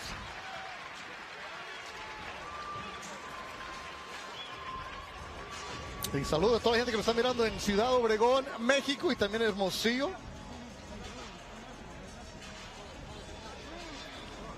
And that was some good shots. Cabrera was just smothering him in that corner. Threw some good overhand lefts. And he lands a good body shot. I don't know if it's here in this sequence, but he hurt Miguel to the body bad. Drummers against, man. You're right. This is a fun scrap. I see you on the YouTube page. Z number. Global Combat, the main event coming up later on tonight. Jaime Munguia, John Ryder. This is only our second bout. Still got 7 more to go. El Terror. We go to the third round. Scheduled for 4. They came out swinging hard in the first. Second round, the pace slowed down a little bit. Still landed big shots. Both fighters absorbing some punches. But Cabrera getting the better in the first 2 rounds. 19-year-old Gael Cabrera in white, if you just joined us right now. You know, for 19, he shows good. Wow. He's very poised, very patient, picks his shots wisely. Good jab, starting off with the jab. Nice pop shot right there with the left. And La Rueda, Ciudad Obregon's neighborhood, slipping nice punches. Head movement. Obregon had some great fighters over the years. Nice body shot. Ceballos is tough, man. He's landing some shots of his own. The boxing is on the side of Cabrera. Ceballos is just the rugged guy. He's not going to stop. Both these guys with big motors. You know, Miguel's letting his hands go, but Cabrera's being, he has a good tight defense, and he's moving his head. You said the counter's there for Cabrera? Yeah, he's bobbing and weaving. I think he's trying to sneak in that body shot. That's the corner of Ceballos yelling, work, work, work. We're right next to the corner. Cabrera trying to sneak in that uppercut. I see what you're talking about now, Gabe. He's slipping punches, Cabrera. Yeah, because Miguel's throwing these shots so wide and so big that he leaves himself open. Like that? Yep.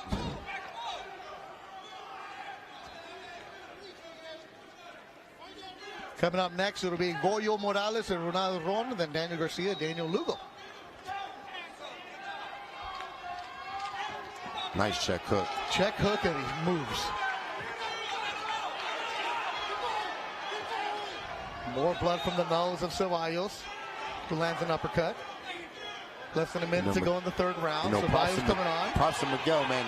He got up from the canvas and he's fighting hard right now. Yep. He's gone down twice in this fight.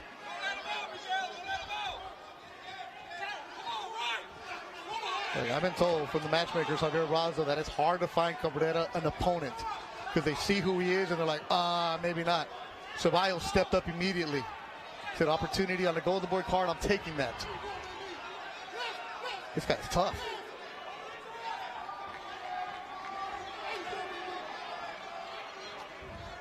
You can see Cabrera reading his opponent right now. Reading Miguel, just trying to get that, sneak that body shot in. Nice. Body shot, just like you called it, Gabe, from Cabrera. Overhand left, just misses. And that'll do it for 3. Cabrera having some fun in the corner. Blows out some snot.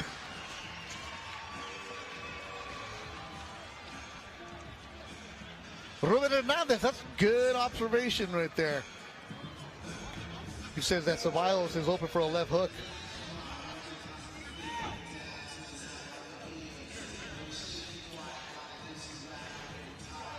That was good head movement right there by Cabrera. This kid's fun to watch. And he's only 3 fights in. You know, and he's doing it against an opponent that is, against a guy that is hard to look good against. Miguel's coming aggressive and he's game. Saludos a Louis, tu suegro, watching the fight right now. A lot of people watching for the first time are impressed with Gael El Terror Cabrera. This is why we love doing these broadcasts. Give these young fighters exposure, and next thing you're like, okay, this is a guy whose career I want to fight. Follow. Switching now to orthodox. Interesting. Yeah, he's been doing that. You know, he just kind of looks for an opening on either side. Whatever's working for him, he sticks to it. Good head movement right there. Ceballos is desperate, so he's going to come out really aggressive. He's been down twice in the fight. Nice body shot. I like Cabrera's defense, man. He got good head movement. And he doesn't waste shots. Nice head movement right there, making Miguel miss. And you know, Miguel's throwing so hard that those shots get you fatigued when you're swinging and missing so wide.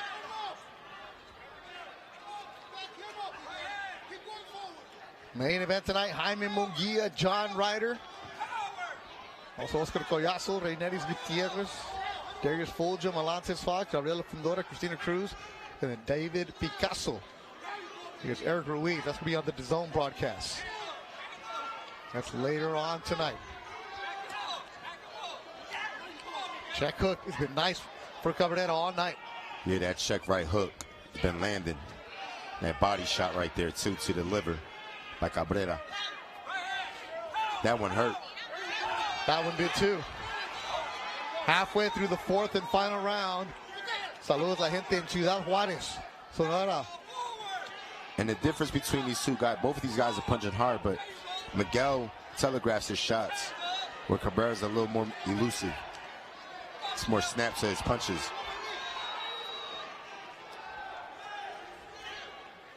Oh! You heard that one. Heard that one. You felt that one if you're Ceballos. Ceballos is a tough dude. Cabrera is a monster. El Terror is coming out with a minute to go in the fight. Terror trying to finish it. Ceballos has been down twice. Ceballos' legs are wobbly. He's breathing heavy. Carrera digging to the body.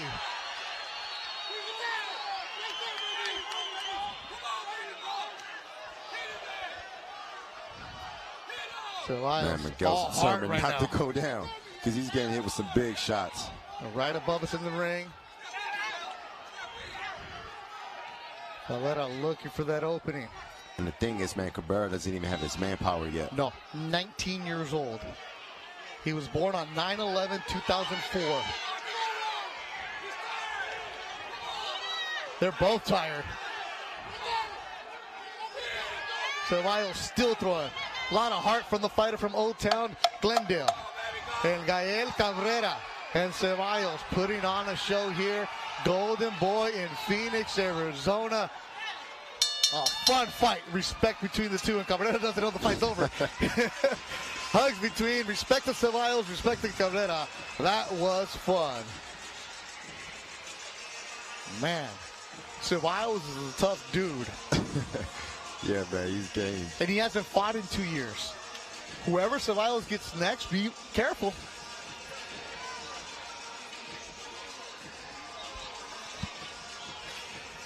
Gael El Terror Cabrera.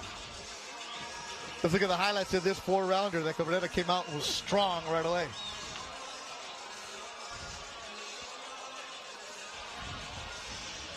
Yeah, man, Cabrera right here, he's just starting to, I mean, Miguel was too aggressive, and Cabrera catches him with that check hook. And right here, just attacking that good body shot right in the gut. Hurts Miguel. Miguel's throwing some big shots, man, but Cabrera was just sharper. Quicker with his shots, on point, better accuracy.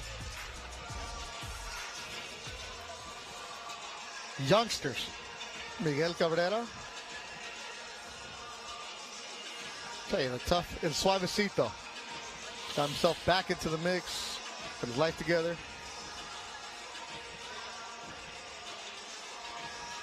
And if you're watching on YouTube, make sure you share. Let people know that Golden Boy's got 2 more fights to go. Joe Martinez, who won? Well, ladies and gentlemen, after 4 toe-to-toe rounds of boxing, we go to the scorecards one more time. Phoenix, show your appreciation for these 2 featherweights in the ring.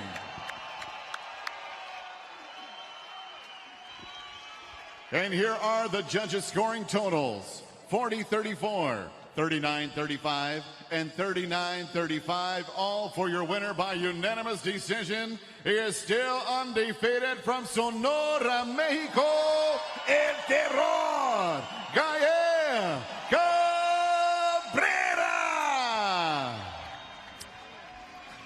En la rueda, Ciudad Obregón, Sonora, Mexico. Gabriel Cabrera is now 4-0. 4 good, hard rounds against Miguel Ceballos. And a fighter like that, Gabe, needs quality rounds before you move on. A 30-second knockout does nothing for him because he's got a lot of talent, a lot of upside, and you can move him nicely. Good boxing skills shown tonight by Gael Cabrera. Yeah, smart kid. He started every round establishing the jab. And he was able to weather the storm because Miguel came out very aggressive. Respect between the 2 fighters. And Cabrera told me in the back, he's like, I want good rounds. I want good fights. I don't want anything easy. It wasn't easy tonight. Even though he dropped Ceballos twice, he took some shots, and he got that resistance. Oh, yeah, this was a great test. This is a great test, great fight. And this is the kind of fight that you get better and develop your skill. And only his 4th pro fight, he hits it. And, and only 4 fights, but has a very promising career. Absolutely. And you know what he's going to do, from what I've been told, is as soon as he gets home, runs on Monday. Nice. Like, you're 19. You don't need a break. So he won some fans. There's some people, and Miguel Ceballos too, man. He loses for the first time in his career, but Ceballos won some fans. You watch out for him. But, Miguel Ceballos, you put him in against somebody else, you better be careful. That dude comes in hard every single time. So win so far for Jonathan Cañas and Gael Cabrera. 2 more fights to go. Gregory Morales and Daniel Garcia coming up next. Morales in 8 rounds and Garcia in 6. Still working our way towards the main event of Jaime Munguia and John Ryder.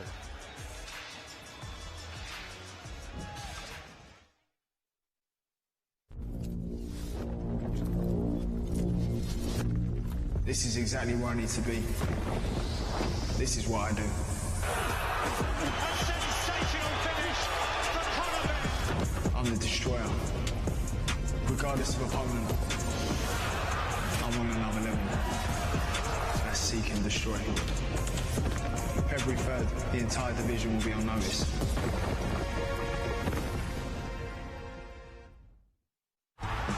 You only have 2 options. Either run with us or run from us.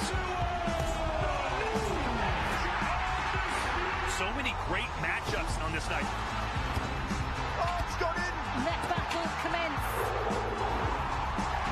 My goodness, what a knockout. Jake Paul can have a very bright future in the PFL. What a strike. This is the zone, and there's plenty more miles to go before we sleep.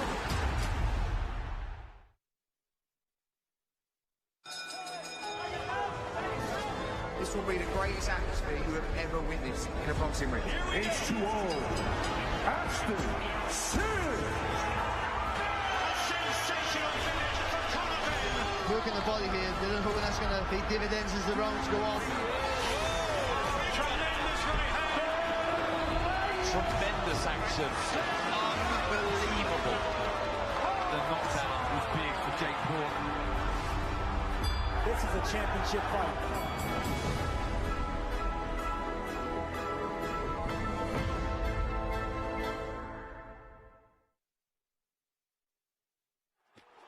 He wants to take on the world. Could it be the next big thing? Big right hand breaks through. And Munguia filling those gaps. And down goes Darius. He's taken on all challenges. Heart of a lion, John Ryder. He's a warrior. What a fight! What a fight we have here in our main event. We got Grace under pressure. Back here at ringside, Beto Duran alongside Gabe Rosado. 2 fights done here on the Golden Boy YouTube part of the portion. We got 2 more to go. And then in a few, about an hour away, we're going to have the DAZN broadcast. David Picasso opens it up against Eric Ruiz. And of course, the main event, Jaime Munguia, John Ryder. All right, we had 2 fights so far. Wins for Jonathan Cañas and Gael Cabrera. A little vibe building in here, Gabe. It's early, but it feels good. It was a good scrap, man. That was a good scrap. Yeah, it's all about that. It's always the first fights that kind of set the tone. So if you had a knockout, you had a decision, but going back and forth tonight, though, the main event, Jaime Munguia. And it's pretty packed. It is, right? Yeah, I mean, it's a nice crowd. From what I was told, they are expecting a sellout for the way they scaled it for Jaime Munguia. They have the top portion up here at the Footprint Center, Phoenix, Arizona, home of the Phoenix Suns, and also a spot where Gabe Rosado once fought around 1 in the morning. So yeah. there'll be a couple more people in here. But Phoenix is a great fight town. They love their boxing. They coming out, and that's the thing Golden Boy's been doing. They've had Munguia in Texas. They've had Munguia in Southern California. But you want to build them in different areas because Jaime Munguia is a fighter from Tijuana, Mexico. But tonight he puts his perfect record on the line against John Ryder, coming off of the Fight of the Year fight with Sergey Derevchenko. A lot on the line for Munguia because there's talks about bigger fights. He's been wanting them. He's talking about it. Well, 2024 better be the year. For sure. And with Munguia, what do you want to see? you know, with Munguia, I'm excited to see what he's bringing to the table with Freddie. Okay. You know, but I think what we're going to see with Munguia, what I want to see is just him being aggressive, throwing combinations, and just bobbing and weaving inside. You know, there were times in the Dumachenko fight where he played the ropes. Yeah. I don't want to see Munguia playing the ropes. Yeah, that was weird. Yeah, I don't want to see that. I want to see him being aggressive. I want to see him being the guy in charge from the beginning to the end of the round. Yeah, so Jaime Munguia, he brings a crowd, and he also brings all the Mexican broadcasters. They're setting up behind us. There's two different sets of Spanish TV broadcasts for tonight. The DAZN, of course, with Todd Grisham, Sergio Mora, and Chris Mannix, and Gabriel Zotto will be joining there for the main event tonight. So Munguia is knocking on the door of the big fights. But Ryder is easy there, bro. Like, I'm tough as can be also. Yeah. Be careful with him. Yeah, you know, he beat Daniel Jacobs, you know, and then he went 12 rounds with the power puncher Canelo Alvarez. So you can't sleep on Ryder. He has experience, he's in shape, and, you know, he's in his mind, he's coming in to win the fight. Okay, saludos a la gente que nos está mirando en Venezuela. Coming up next is Ronal Ron from Venezuela. So we got some Venezuelan people watching us on YouTube. Also people in Colombia. We got people in New York, Miami. The PR's representing because Oscar Collazo is coming up later on. And, of course, people in Mexico are definitely tuning in to Jaime Munguia. The road to glory for Jaime Munguia. He's 42-0, 33 KOs, but now training camp with Freddie Roach in L.A. Let's see this feature about Jaime Munguia. Donde ahorita estoy, y yo creo que aún nos falta mucho, ¿no? Porque quiero demostrar que soy uno de los mejores en la división en México.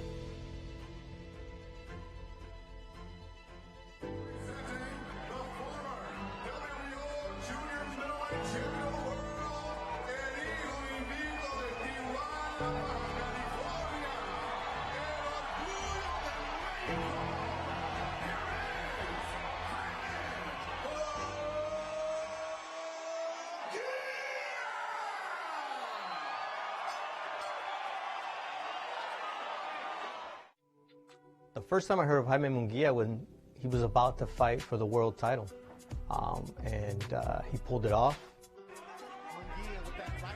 Who is this Jaime Munguia kid? I know he can crack, but can he beat the guy who just beat Cotto? And turned out that he could and became a world champion. From that first time I saw him at Mandalay Bay to when I did the broadcast of him winning a title against Saddam Ali, when he fought Liam Smith, or when he knocked out Brandon Cook, the Canadian, in Vegas, every single time that he fights, he puts on a show. He's fun to watch. Will it be the fight of the year? We hope so. Here we go. 12 rounds. Anaheim, California. The fight against Gabriel Rosado was phenomenal. You know, a fight where they both pretty much said, you know what, I'm going to meet you in the middle of the ring. He has passion for the sport, and when he represents his country, he does it with his heart. It was probably one of the biggest fights of my career. It was crazy. The crowd was electric. You know, it was the Puerto Rico-Mexico rivalry thing going on. You know, obviously I came up short in that fight, but I'm proud that we gave the fans their money's worth. You know, because the fight was built up. It was hype, but we backed it up. It's very rare that fights get hyped up and they actually live up to the expectation, you know. Jaime Munguia is on the verge of being great. He's people-friendly, and he's humble. What do fight fans, especially Mexican fight fans, love? A humble champion. I mean, that's going to take him to different places, because when the fight fans can relate to you in that way, that's what made Chavez special. That's what made Morales special. That's what made Barrera special. You have fighters from Mexico especially who have the experience to fight the very best, like Julio Cesar Chavez, like Canelo, and now it's Munguia's turn. Munguia needs to have a dominant performance against a fighter who's been there, done that. And if he can dominate John Ryder, if he can stop John Ryder, that's when you open up some eyes. And I think Munguia is just a guy that he's young, so there's a lot of big fights out there, man. There's, you know, him and Benavidez would be a great fight. Him and Canelo would be a great fight. And him and Ryder right now is going to be a great fight.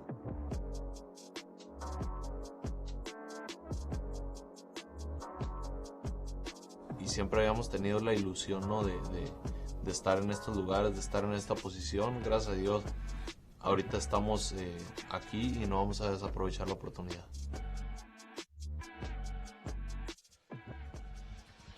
The main event tonight inside the Footprint Center in Phoenix, Arizona. Jaime Munguia against John Ryder. That's later on tonight, though. So far, we've had victories for Cañas and Gael. Cabrera. Coming up next, Gregory Morales from San Antonio, Texas, takes on Venezuela's Ronal Ron.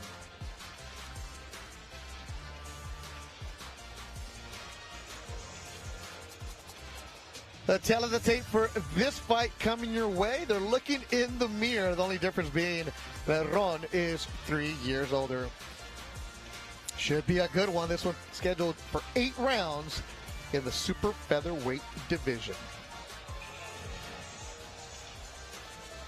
All right, Joe Martinez. He's great at what he does. Bring him in. And now, fight fans, we are ready for our next fight tonight. 8 rounds is scheduled in the super featherweight division. And first to make his way to the ring, fighting out of the blue corner from Inland Empire, California, here is Ronal Ron.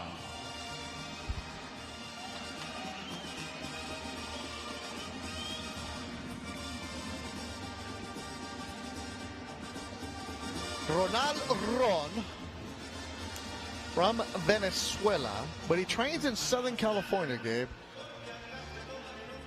But now living in the Southern California area, fighting in the United States.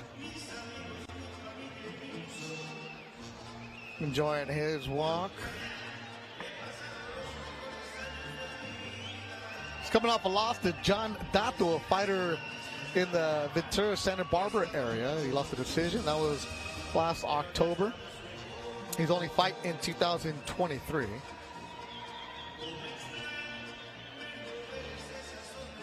Before that, that was his U.S. debut. Before that, all his fights were in South America, mostly in his native country of Venezuela.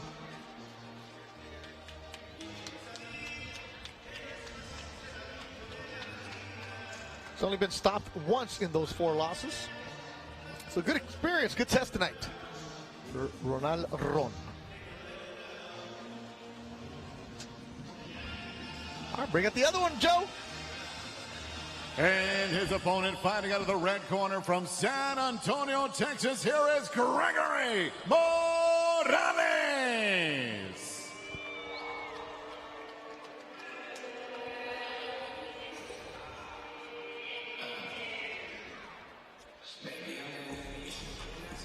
El Goyo, Gregory Morales, 15-1, 9 KOs.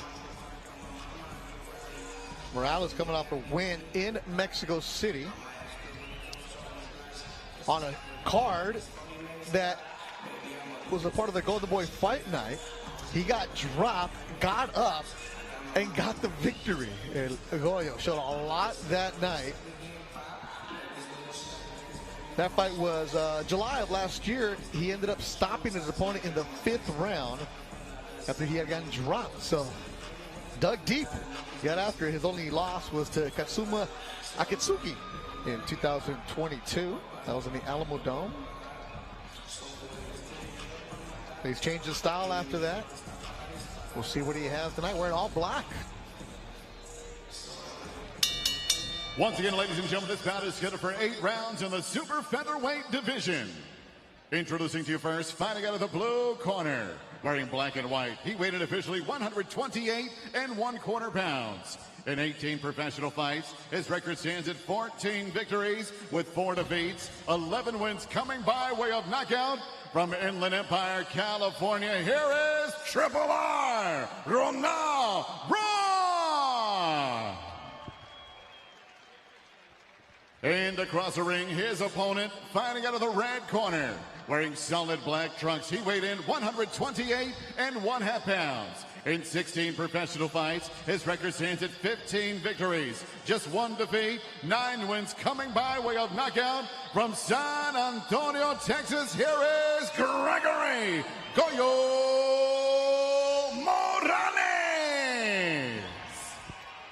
And your referee in charge of the action is Tony Zano.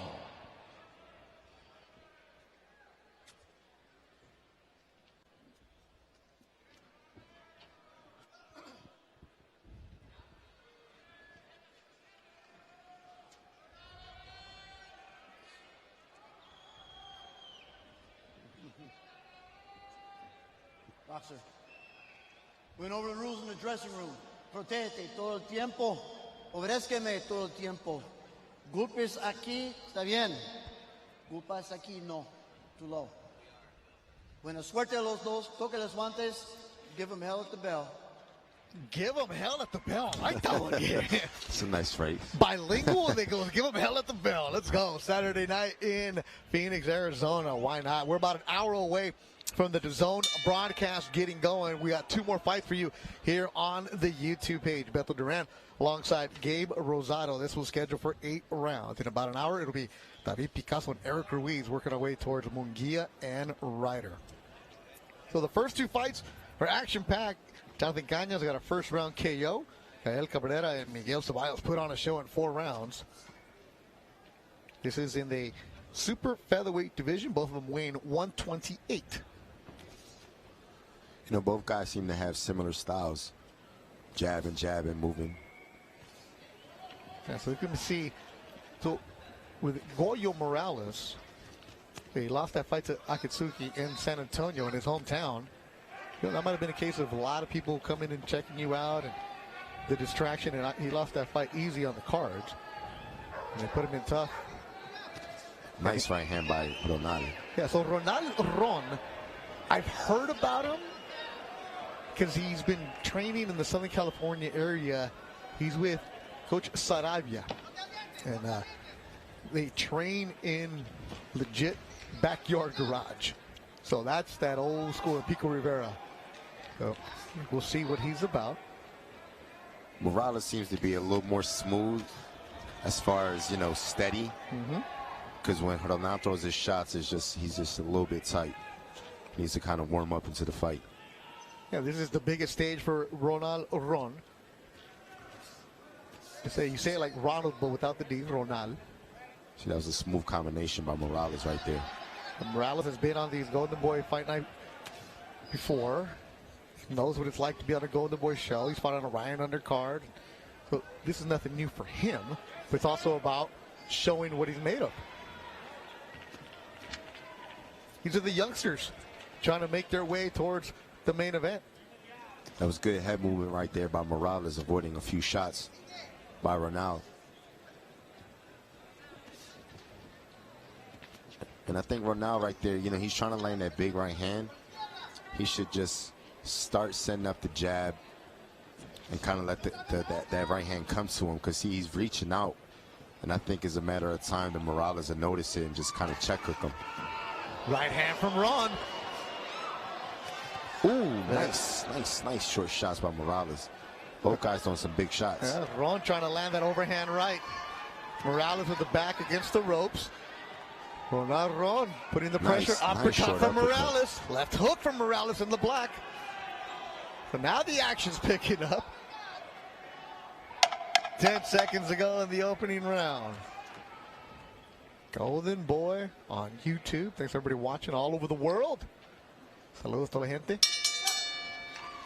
Make sure you follow the Golden Boy social media accounts, behind the scenes coverage of Fight Week.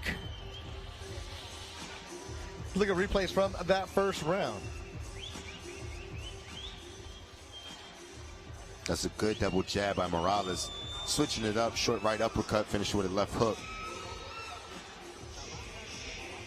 Nice body shots right there, finishing with a hook. And Ronal came over with an overhand right, showing his strength right there. He backed up Morales with that shot.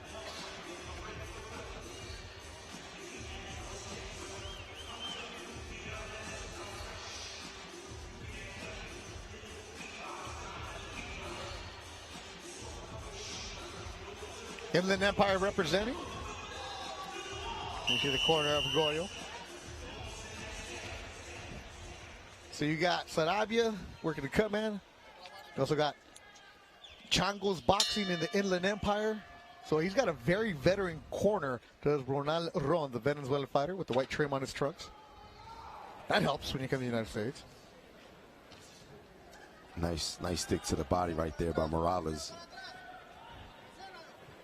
And that's the key, man. The key before you start letting any other shots go, establish that jab. People watching us in Fresno, the 559, where Golden Boy, you know they're going to go eventually because now they decided Jose Ramirez, and now Morales coming out strong, representing the 2-1-0. That right hand bucked Ronal. Yeah. Ron with 11 KOs, but it's been against limited competition in Venezuela. So we're going to see what he's all about.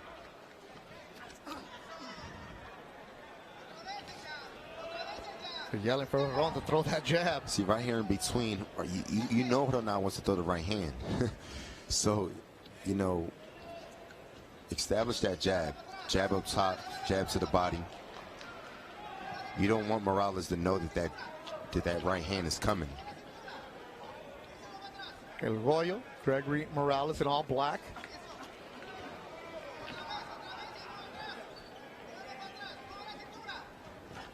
Good right hand to the body by Ronal.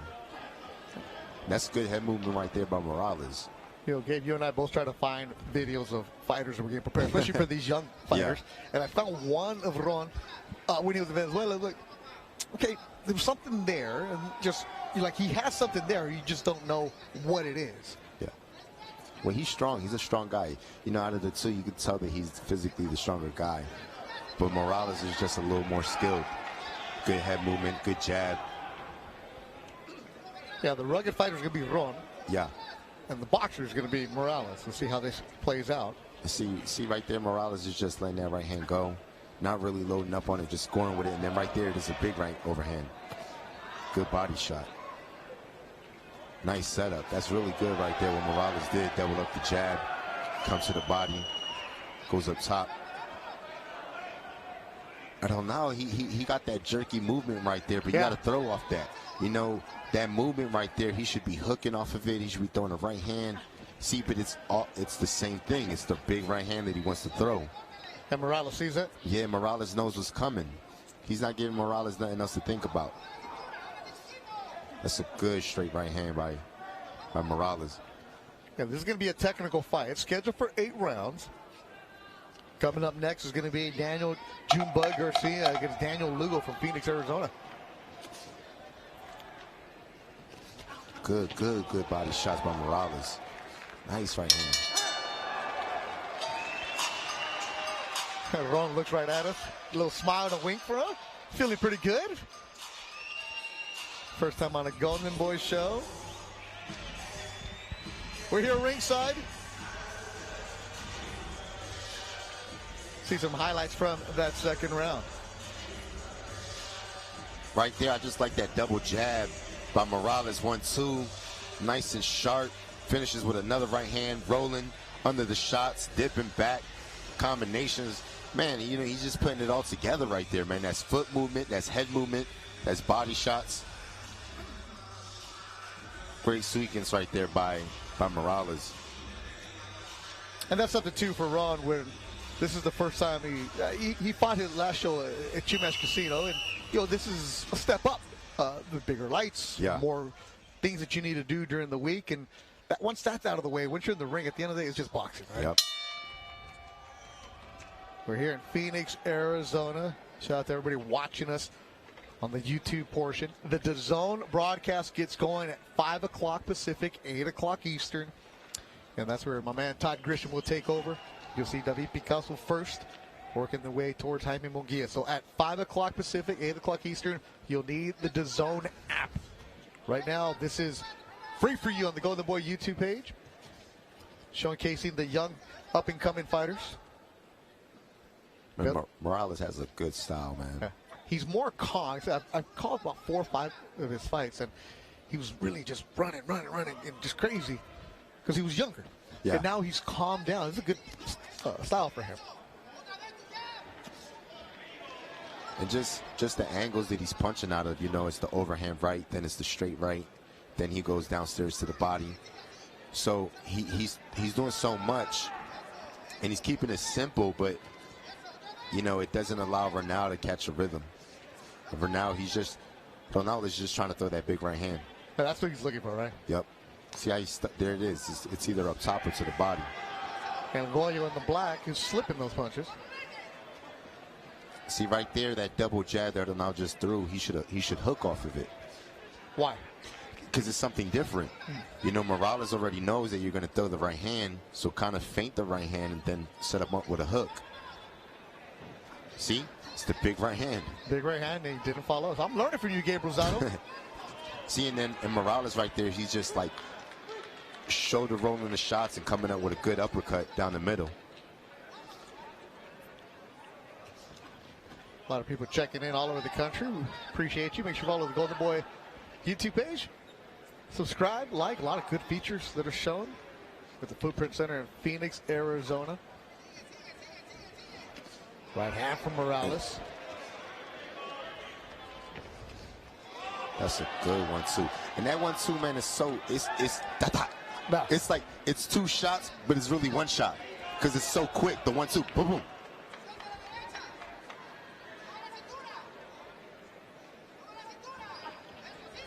And there's that big right hand.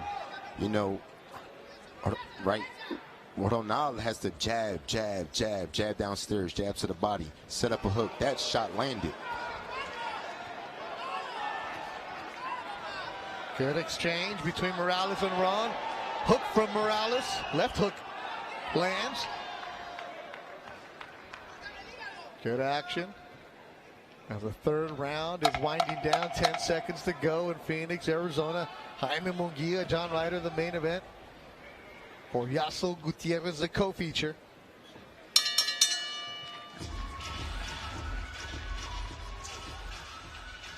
Colin Spring watching us in Australia. Good day, Colin. Tim Tszyu from Australia. Remember, Virgil Ortiz said he wants to fight Tim Tszyu. Yeah, man. He'll go to Australia to fight him. But right now we're in Phoenix, Arizona.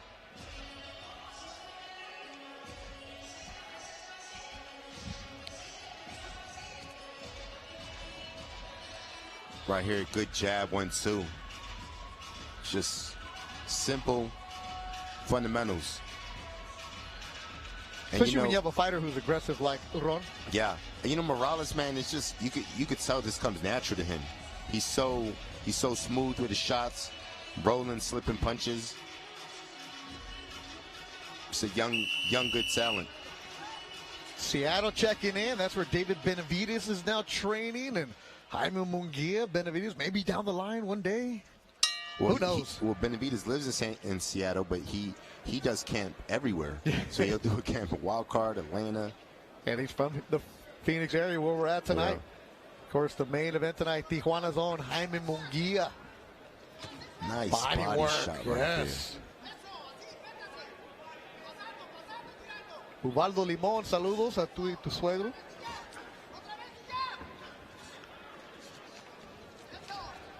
And Ron starting to put on the pressure. Stepping it up here in the 4th round. But that's Ronal to that combination. Somebody's mouthpiece is out. Yeah, that's Ronal's mouthpiece. Is it? Referee picks it up. I think Morales is cut over his. Yes, he is over the left eye. Yeah, on the left eye. Good job, Gabe, seeing that. One of those shots got in when he had his back against the rope. Ooh, man, that 1-2. Such a good shot.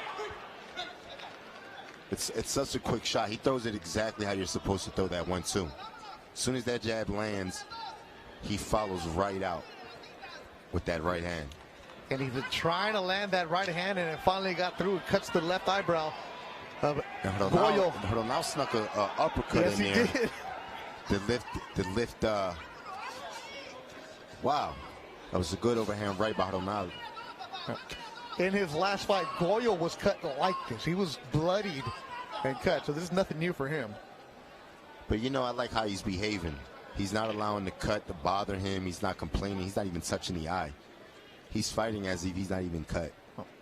You want to see a young fighter respond like that. When do you start paying attention to the cuts, Gabe? Because you've been cut a lot of your career. You know, yeah. You know, you just don't want to. You know, when you have an injury, whether it's a cut or a hurt hand, you want to ignore that injury and don't give it no mind. All right, but when you're in a fight and there's blood in your eye, man, I know you can ignore it, but that's a sting, Gabe. You have to reach. There's just a certain thing you have to reach where you have to ignore it. That's just that mind, huh? Yeah. Mind over matter? Because if you allow it to get the best of you, man, it's definitely gonna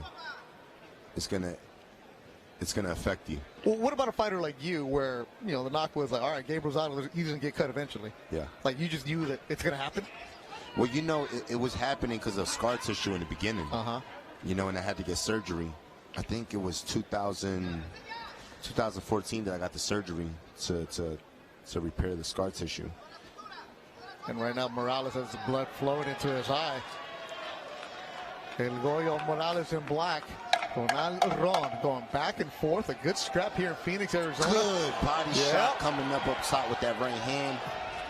Rolling the punches. Nice and smooth. Big overhand right to finish the round. Our main event tonight, Jaime Munguia, John Ryder. The DAZN broadcast gets going at 5 o'clock Pacific time, 8 o'clock Eastern. We still got one more fight for you here on YouTube. Daniel Garcia and Daniel Lugo. Jaime Munguia, Gabe, you know him well. You're in the ring with him. He looks like, that was 2 years ago? Yeah, 2 years ago.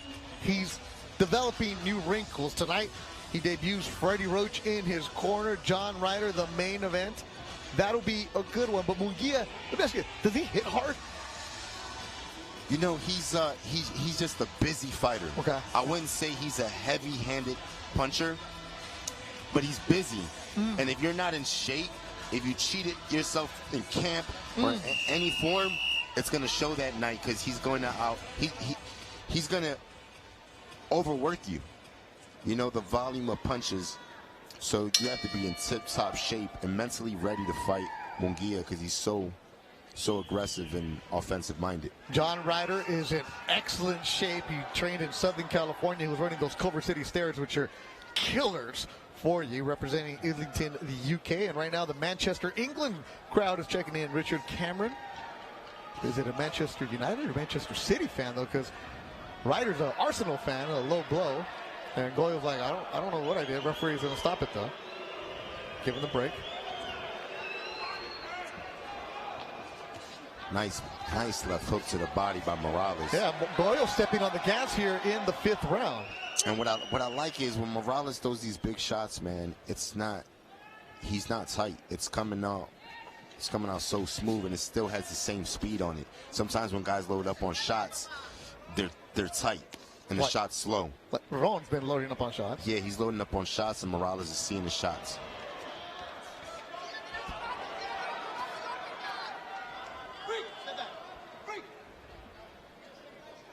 And Morales doesn't fall in love with just one big shot. Sometimes a fighter can land one big shot, and he's in love with that shot, and he's repeating it over and over, as Ronaldo's doing with the right hand. But Morales switches it up, man. Short uppercuts, body shots, jab, jab. It's a little bit of everything. Good European crowd checking in. Scotland checking in. All right. See, this is good inside work by Morales, man. Rolling with the punches. Throwing shots to the body, coming up top, staying nice and poised. That was a good short left hook. Because Ron wants to make this fight rugged, right? Yeah, he wants to make it ugly. Ron's doing the best he can, by making it an ugly fight. I think that's the best chance he has. And Morales is answering, he's answering on point just with rolling the shots and countering. Throwing to the body as well, slowing the throwing down. San Antonio, Texas fighter Gregory Morales in black. Rolling with the punches, landing a few. Uppercut from Morales. Ron countering on his own. The Venezuela fighter going toe-to-toe.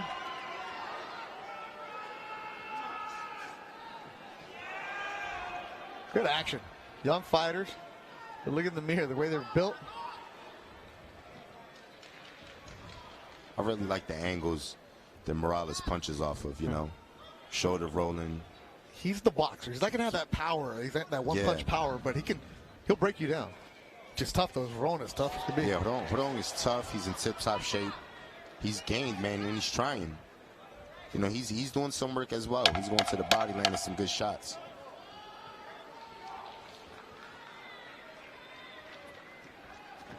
Ooh, man.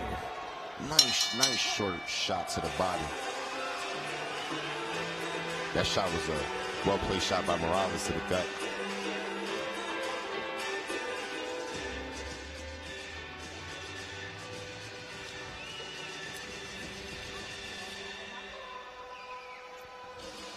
Man, right here, you just got these guys trading right here. But Morales is just picking smart shots, shoulder rolling. Got the left hand up, catches it, shoots back. Just smart fundamentals. Staying nice and poised.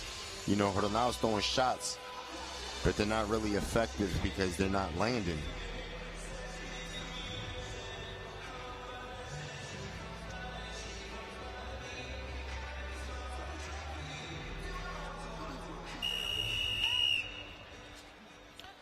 Goyo Morales, after that loss that he had to Akatsugi, his dad said, you got to get out of your comfort zone. Bought him a ticket to go to L.A. and train and step up the competition. He was sparring Joel Gonzalez, former Golden Boy fighter, who's now with Top Rank. But that's it's a one-way ticket, kid. You got to go there and show me how much you really want this boxing and what are you going to do with your life. And right now, he's looking completely different. And Ronal Ron is trying to make it extremely difficult. Uppercuts from Morales. And you know, Beto, he's doing this with a cut. Yeah, that he hasn't paid attention to. That he hasn't paid no mind to. And that says a lot about the type of fighter he is and his character. Yeah, so his dad said a one-way ticket and show me what you got, kid. Because if not, we're going to go to school, go to work, do something. Because this ain't going to be for you. Change his approach. And here he is. In a tough one with Ronal Ron.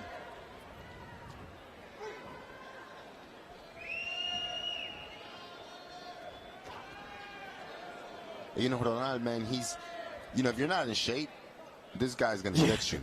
He's going to get you. Because he's gained, man. Yeah. You know, and the thing is, just switch it up.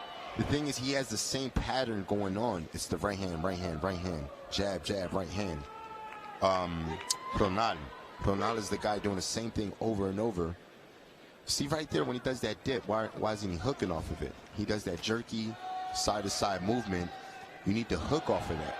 And Goyo gets the 1-2 upstairs. And he felt that right there because he held on.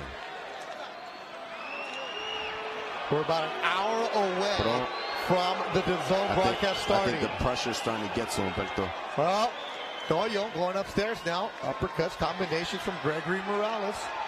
And Morales senses it because he's just letting his hands go. He's not really putting nothing on the shots, but he's letting his hands go. He knows it's taking a toll on him.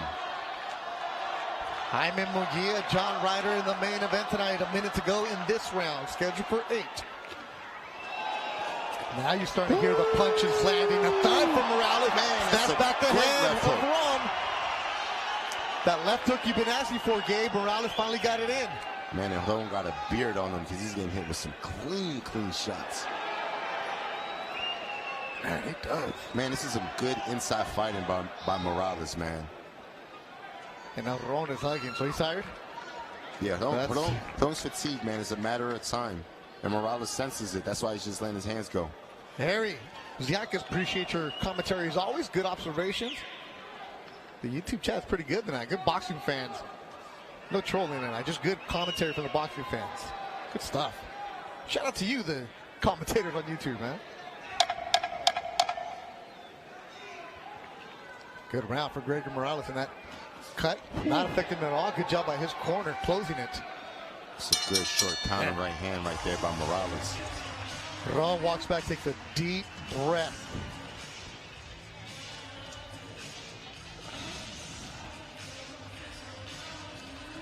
Replays from the 6th round. Man, that was a good short right uppercut right there by Morales.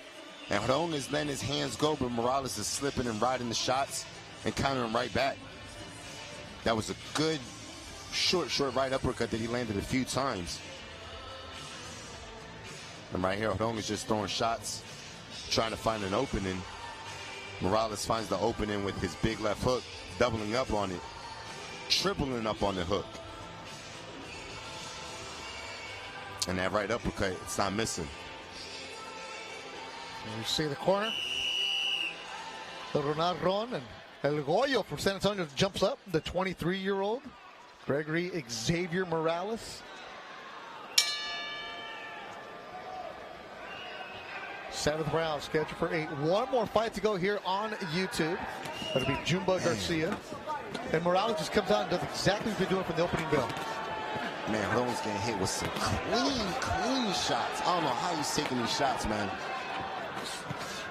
That short left hook, man, it's been landing all day by Morales. All right, Ryan Dale asks, does this kind of fight make you itch, Gabe? Like you want to fight again? Let me tell you, a little bit, man. Gabe's over here bit. shadow boxing.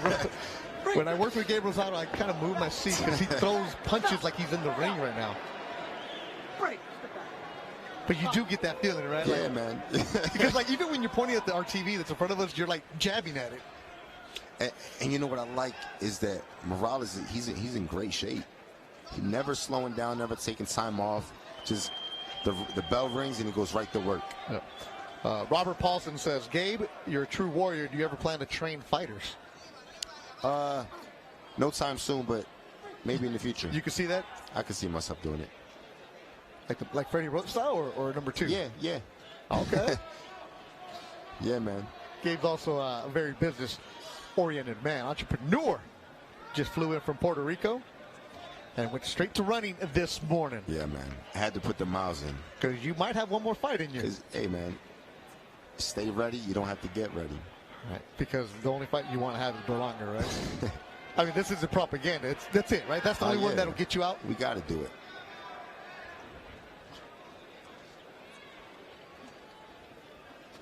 Man, that's a good short counter right hand.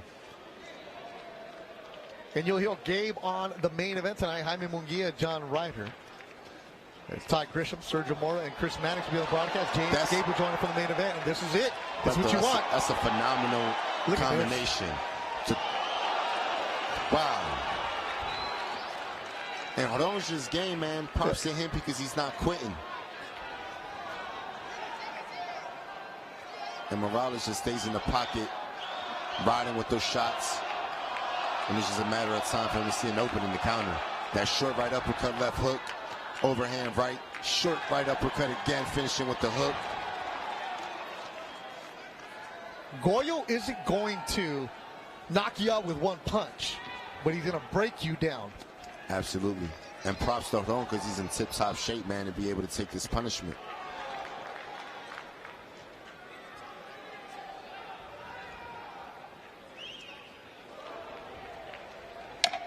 Final seconds of an excellent round for Goyo Morales.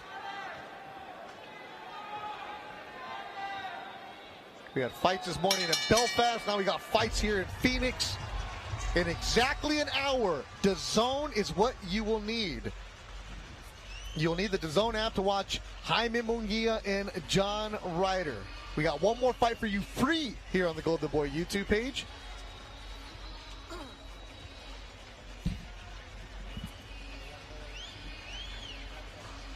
And Ron takes a deep breath. Referee lets him know it's the last round. He's a tough dude. Ronal Ron is tough. You know, and at the pace that these guys are fighting, they might as well have did a 12 round.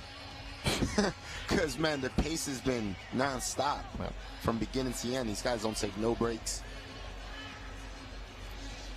There's ice is being thrown at us. Timekeeper's getting smacked with ice here in the corner of Ron.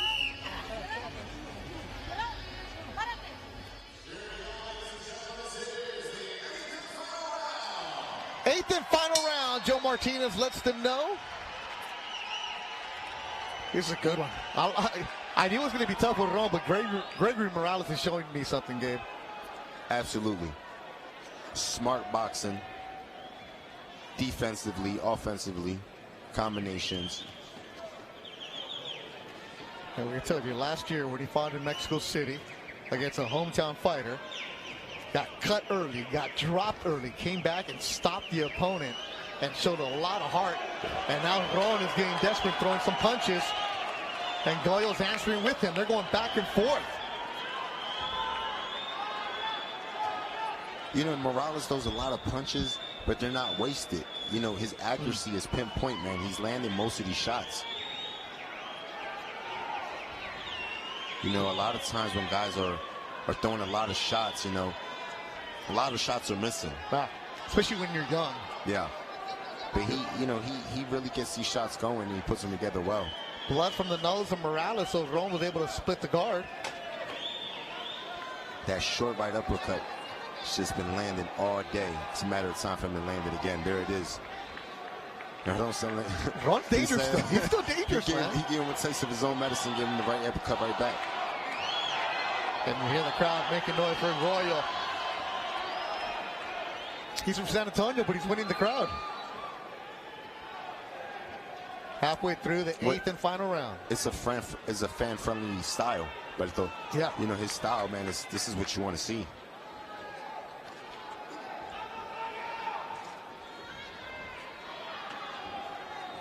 You're right, Gabe. Ronal Ron, if you have a young fighter who's not ready for him, yeah, he's going to take it from you. All right, absolutely. And free for you, Oscar De La Hoya said, let's go. Let's broadcast these fights on the YouTube screen. We got that. Ron is not as skilled as Morales, but he's in great shape. Dude, this guy's tough. And he has heart. He has a big heart. And it's only a second fight of the United States, so now that he has a team with him, he's only going to get better and tougher. And Gregory Morales is elusive, smooth.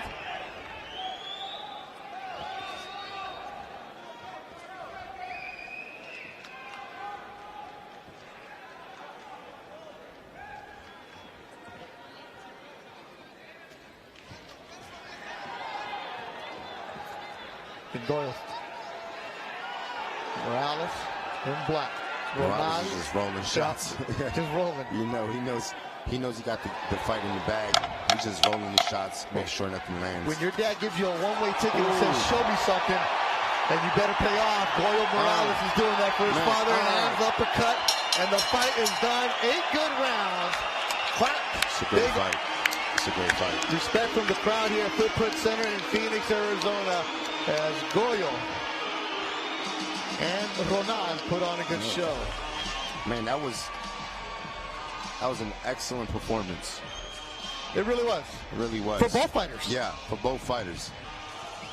This is why I love working the early parts of the broadcast, because you can get a first-round KO, or you get a good scrap like this. You see the evolution of a fighter, and respect to them, too. This is why Oscar De La Hoya and Eric Gomez, President Golden Boy, insist on showing the early parts of the stream to make sure that, one, these guys get exposure, and two, fans get to know them, because now I want to see more Goyo Morales. Oh, for sure, for sure. Definitely. And it's so refreshing to see a young fighter, you know, be so technically sound and really know the game. Let's look at the highlights from this fight that started out well. That jab was phenomenal. Doubling in the jabs, finishing with a right hand. Combinations, great 1-2. Good defense, body work, finishing up top. Brong is just, he's letting his hands go, man. He was game, but he was eating some big shots. And right there, Morales just stays nice and cool in the pocket, picks his shots wisely, landing some great uppercuts. That's a great combination right there. That's a 5-punch combination. Maybe 2 missed, but the percentage rate of landing these big shots is great.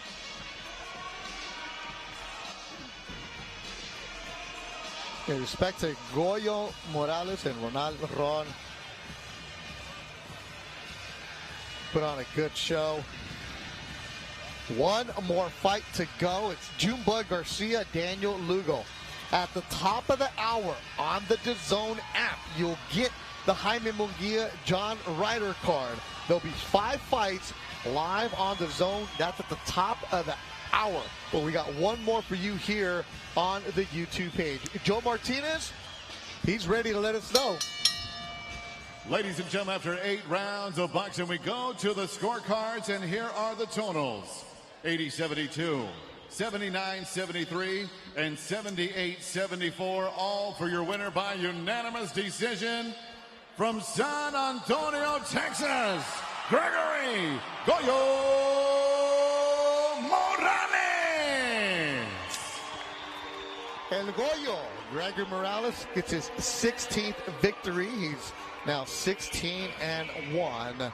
Got bloody a little bit, had to earn it. The young man, though, proves the test wasn't too hard for him as he defeated Ronal Ron, who loses for his 5th time in his career. But Ron is a tough dude. Gregory Morales, good to see him get his 2nd victory after his 1st defeat. And Gabe, you learn a lot about a fighter after a loss. You've told me that many times, and it's how you come back. His last fight, he got dropped, got a knockout. This fight, controls it, wins it. So congratulations to Gregory Morales. Coming up, another fight here in Phoenix, Arizona.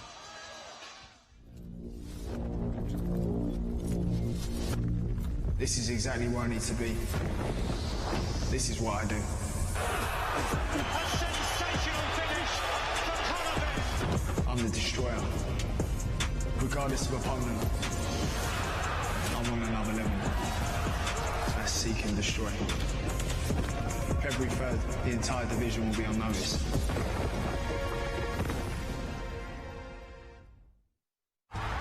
You only have 2 options.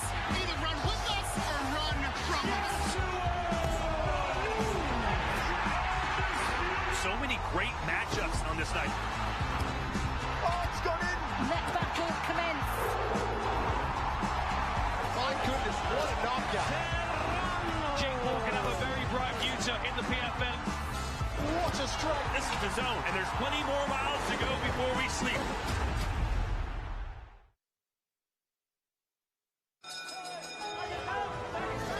This will be the greatest atmosphere you have ever witnessed in a boxing ring. H2O, Aston Sid.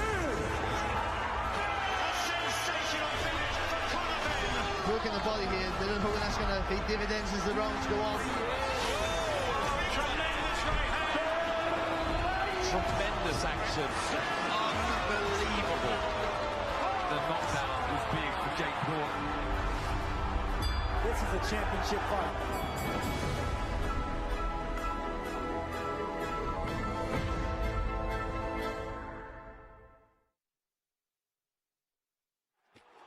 He wants to take on the world. Could it be the next big thing? Big right hand breaks through. And Munguia filling those gaps. And down goes Darius Fulghum. He's taken on all challenges. Heart of a lion, John Ryder. He's a warrior. What a fight. What a fight we have here in our main event. We got Grace under pressure. Phoenix, Arizona in the Valle tonight. Jaime Munguia takes on John Ryder. That's later on. So far here on YouTube, we've seen victories for Johnny Cañas, a 1st-round KO. Miguel Cabrera put on a show in his victory, and Gregory Morales got the unanimous decision. One more fight to go here on YouTube, and it's Junebug Garcia who pits his undefeated record on the line against very tough Daniel Lugo. This was scheduled for 6 rounds in the lightweight division. Very evenly matched fight between those two. Joe Martinez, let's bring him out. And here we go, ladies and gentlemen, our final preliminary bout tonight. 6 rounds of action, this in the lightweight division. And first to make his way to the ring, hailing from Phoenix, Arizona, here is Daniel Lugo.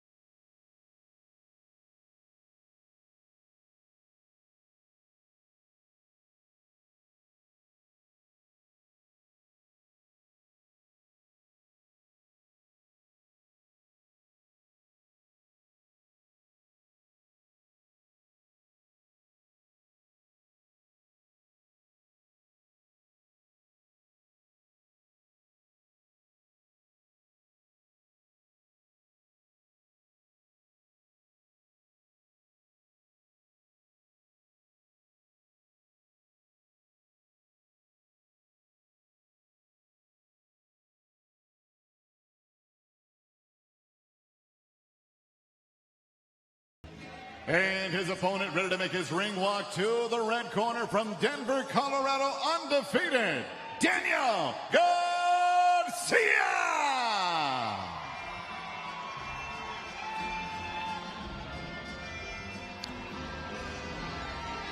Junebug representing Denver, Colorado. His traditional serapes shorts made by his grandmother. Good attitude with this kid. We're rocking Chalino Sanchez as he makes the ring walk. He's coming off a 2023 where he fought 4 times. And in those 4 fights, he had 2 knockouts.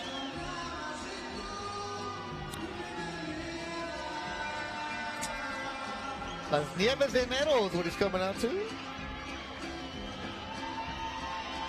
Should be a good one. Good test. Of course, at the top of the hour on DAZN. Not here on YouTube, on DAZN, top of the hour. You need the DAZN app. Download it, subscribe, check it out. That's where Jaime Munguia and John Ryder will be fighting later on tonight. Right now, it's our main event here on YouTube. Once again, ladies and gentlemen, we are set to go 6 rounds scheduled. This in the lightweight division. Introducing to you first, fighting out of the blue corner, wearing multicolored trunks, he weighed in officially 131 pounds. In 5 professional fights, his record stands at 4 victories, 1 defeat, 1 win, coming by way of knockout. From Phoenix, Arizona, here is Daniel Lugo. And across the ring stands his opponent, fighting out of the red corner. Wearing maroon trunks, he weighed in 131 3/4 pounds. In 7 bouts as a young professional, he stands perfect in the ring. 7 victories, including 5 wins coming by way of knockout. Here is the undefeated lightweight from Denver, Colorado, Daniel Junebug Garcia. And your referee in charge is Rick Bingham with the final instruction.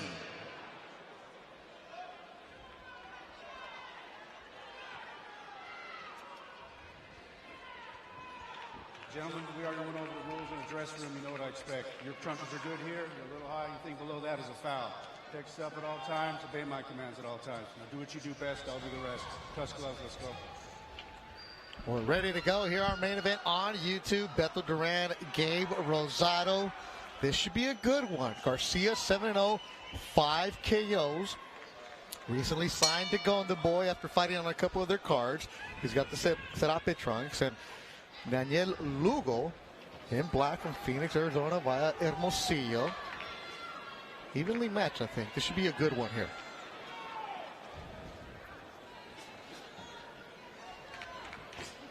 Junebug trained by Danny Garcia. He does his camp in Denver, his hometown. And then the last 4 weeks, the last month, he goes to Oxnard, and that's where he finishes up camp with the sparring.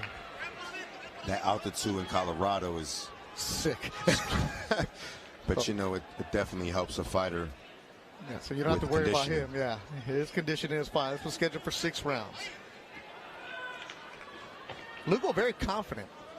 He's coming off a win over Pedro Melgar, a fighter who's rugged from LA. He went to his backyard and beat him.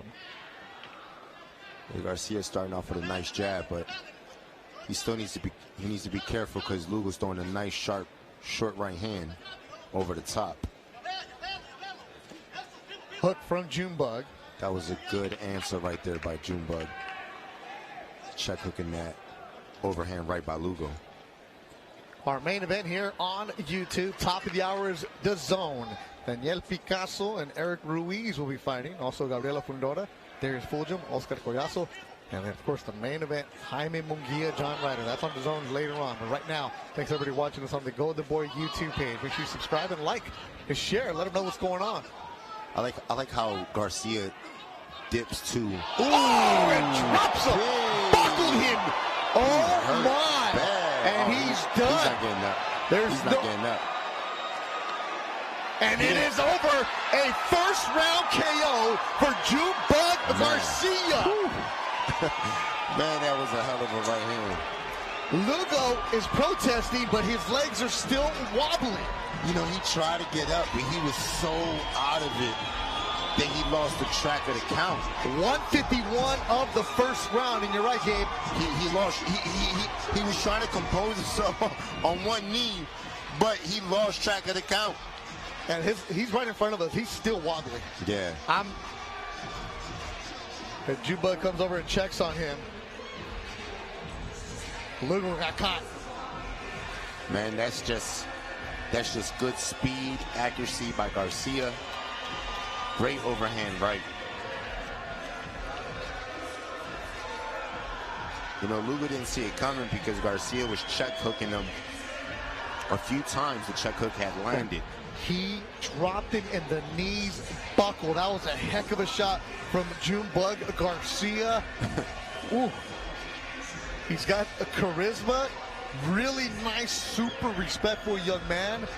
And as he grows into his body, and Danny Garcia's trainer said his next fight, as we go to 8 rounds, he's doing a full camp with me in Southern California. It's time to get out of that comfort zone. Yeah. But my goodness, let's look at the highlights from this. Woo! Right here he steps in. Overhand right on his chin. And Lugo was out of it. Lugo throws a lazy jab. Jeez. Garcia just makes him pay for it. And Lugo, you know, he tried to get up. You can see that he was trying to get his composure, but he's not looking at the ref, so he doesn't see the count. You know, that's his fault. He got up right away, but you got to pay attention to the referee. When the referee's counting and you have your head down, yeah, the referee's looking at you. At the same time, the referee's counting out loud. So you hear the numbers. If you can't see it, you hear it. But he was out of it. And a first round KO for Junebug Garcia. His given name is Daniel. Nobody calls him that. It's Junebug. At top of the hour, DAZN is what you need. There's no more fights here on YouTube, but we will hear Joe Martinez make it official. Ladies and gentlemen, referee Rick Bingham puts a halt to this fight. The official time, 1 minute, 51 seconds. Round number 1 for your winner by way of knockout and still undefeated, Daniel Junebug Garcia.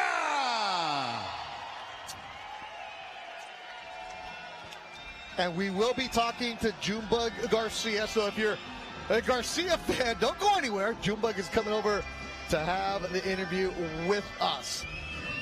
As Chalino Sanchez jams inside the arena. You got to get the picture. Of course, at the top of the hour, we will have on DAZN. Junebug!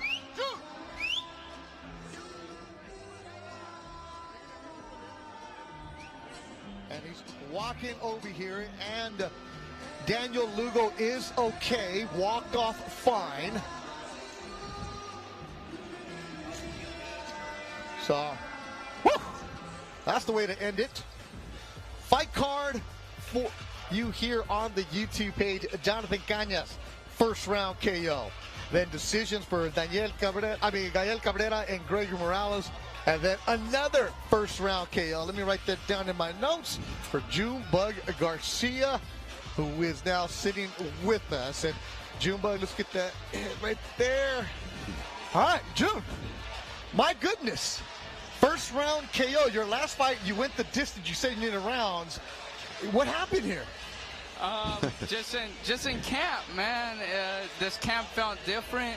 Every camp is good, but I felt the strongest in this camp, and that shot right there, you know, when you practice something over and over and over and over, repetition, it came out, and you could see it worked perfectly.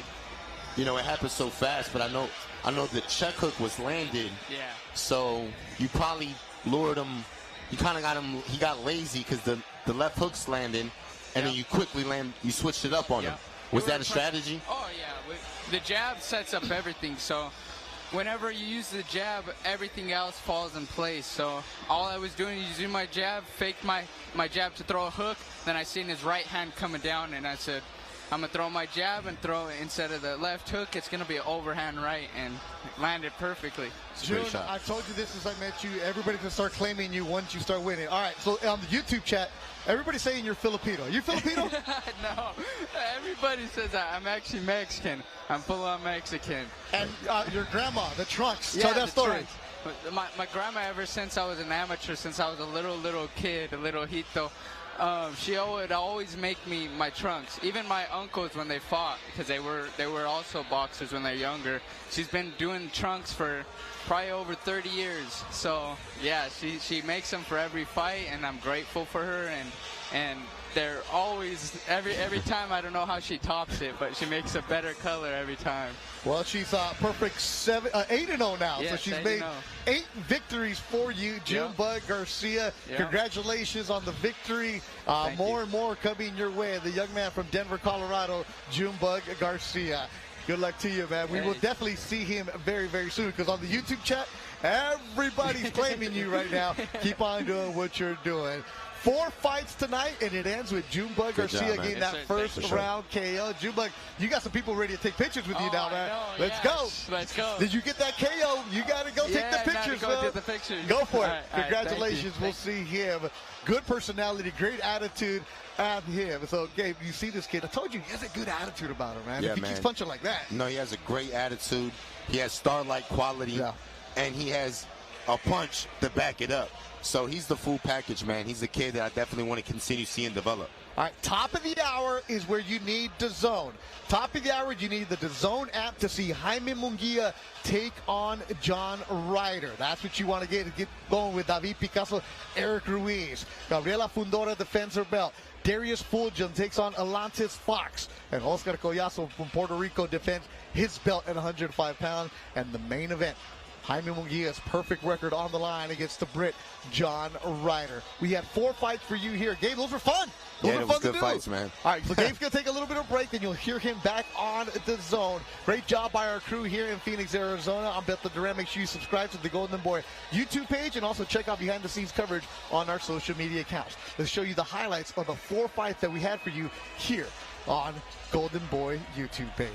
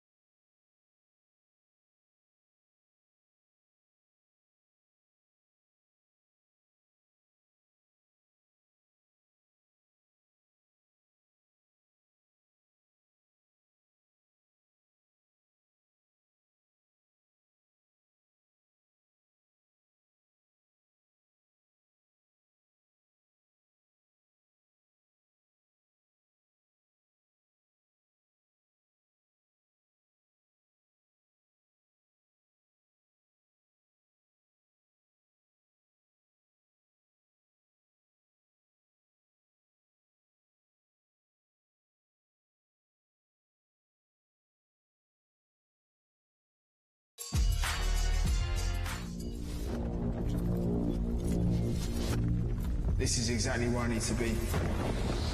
This is what I do. A sensational finish for Connor. I'm the destroyer. Regardless of opponent, I'm on another level. I seek and destroy. February 3rd, the entire division will be on notice.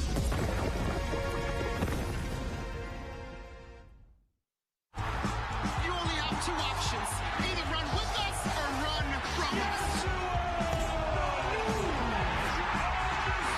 So many great matchups on this night. Oh, it's going in. Let battle commence. My goodness, what a knockout. Jake Paul can have a very bright future in the PFL. What Watch a strike. This is the zone, and there's plenty more miles to go before we sleep.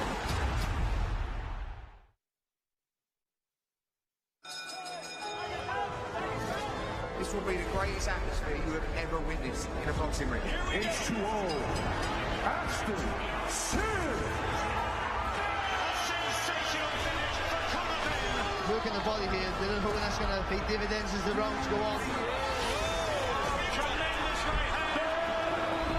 Tremendous action. Unbelievable. The knockdown was big for Jake Paul. This is a championship fight.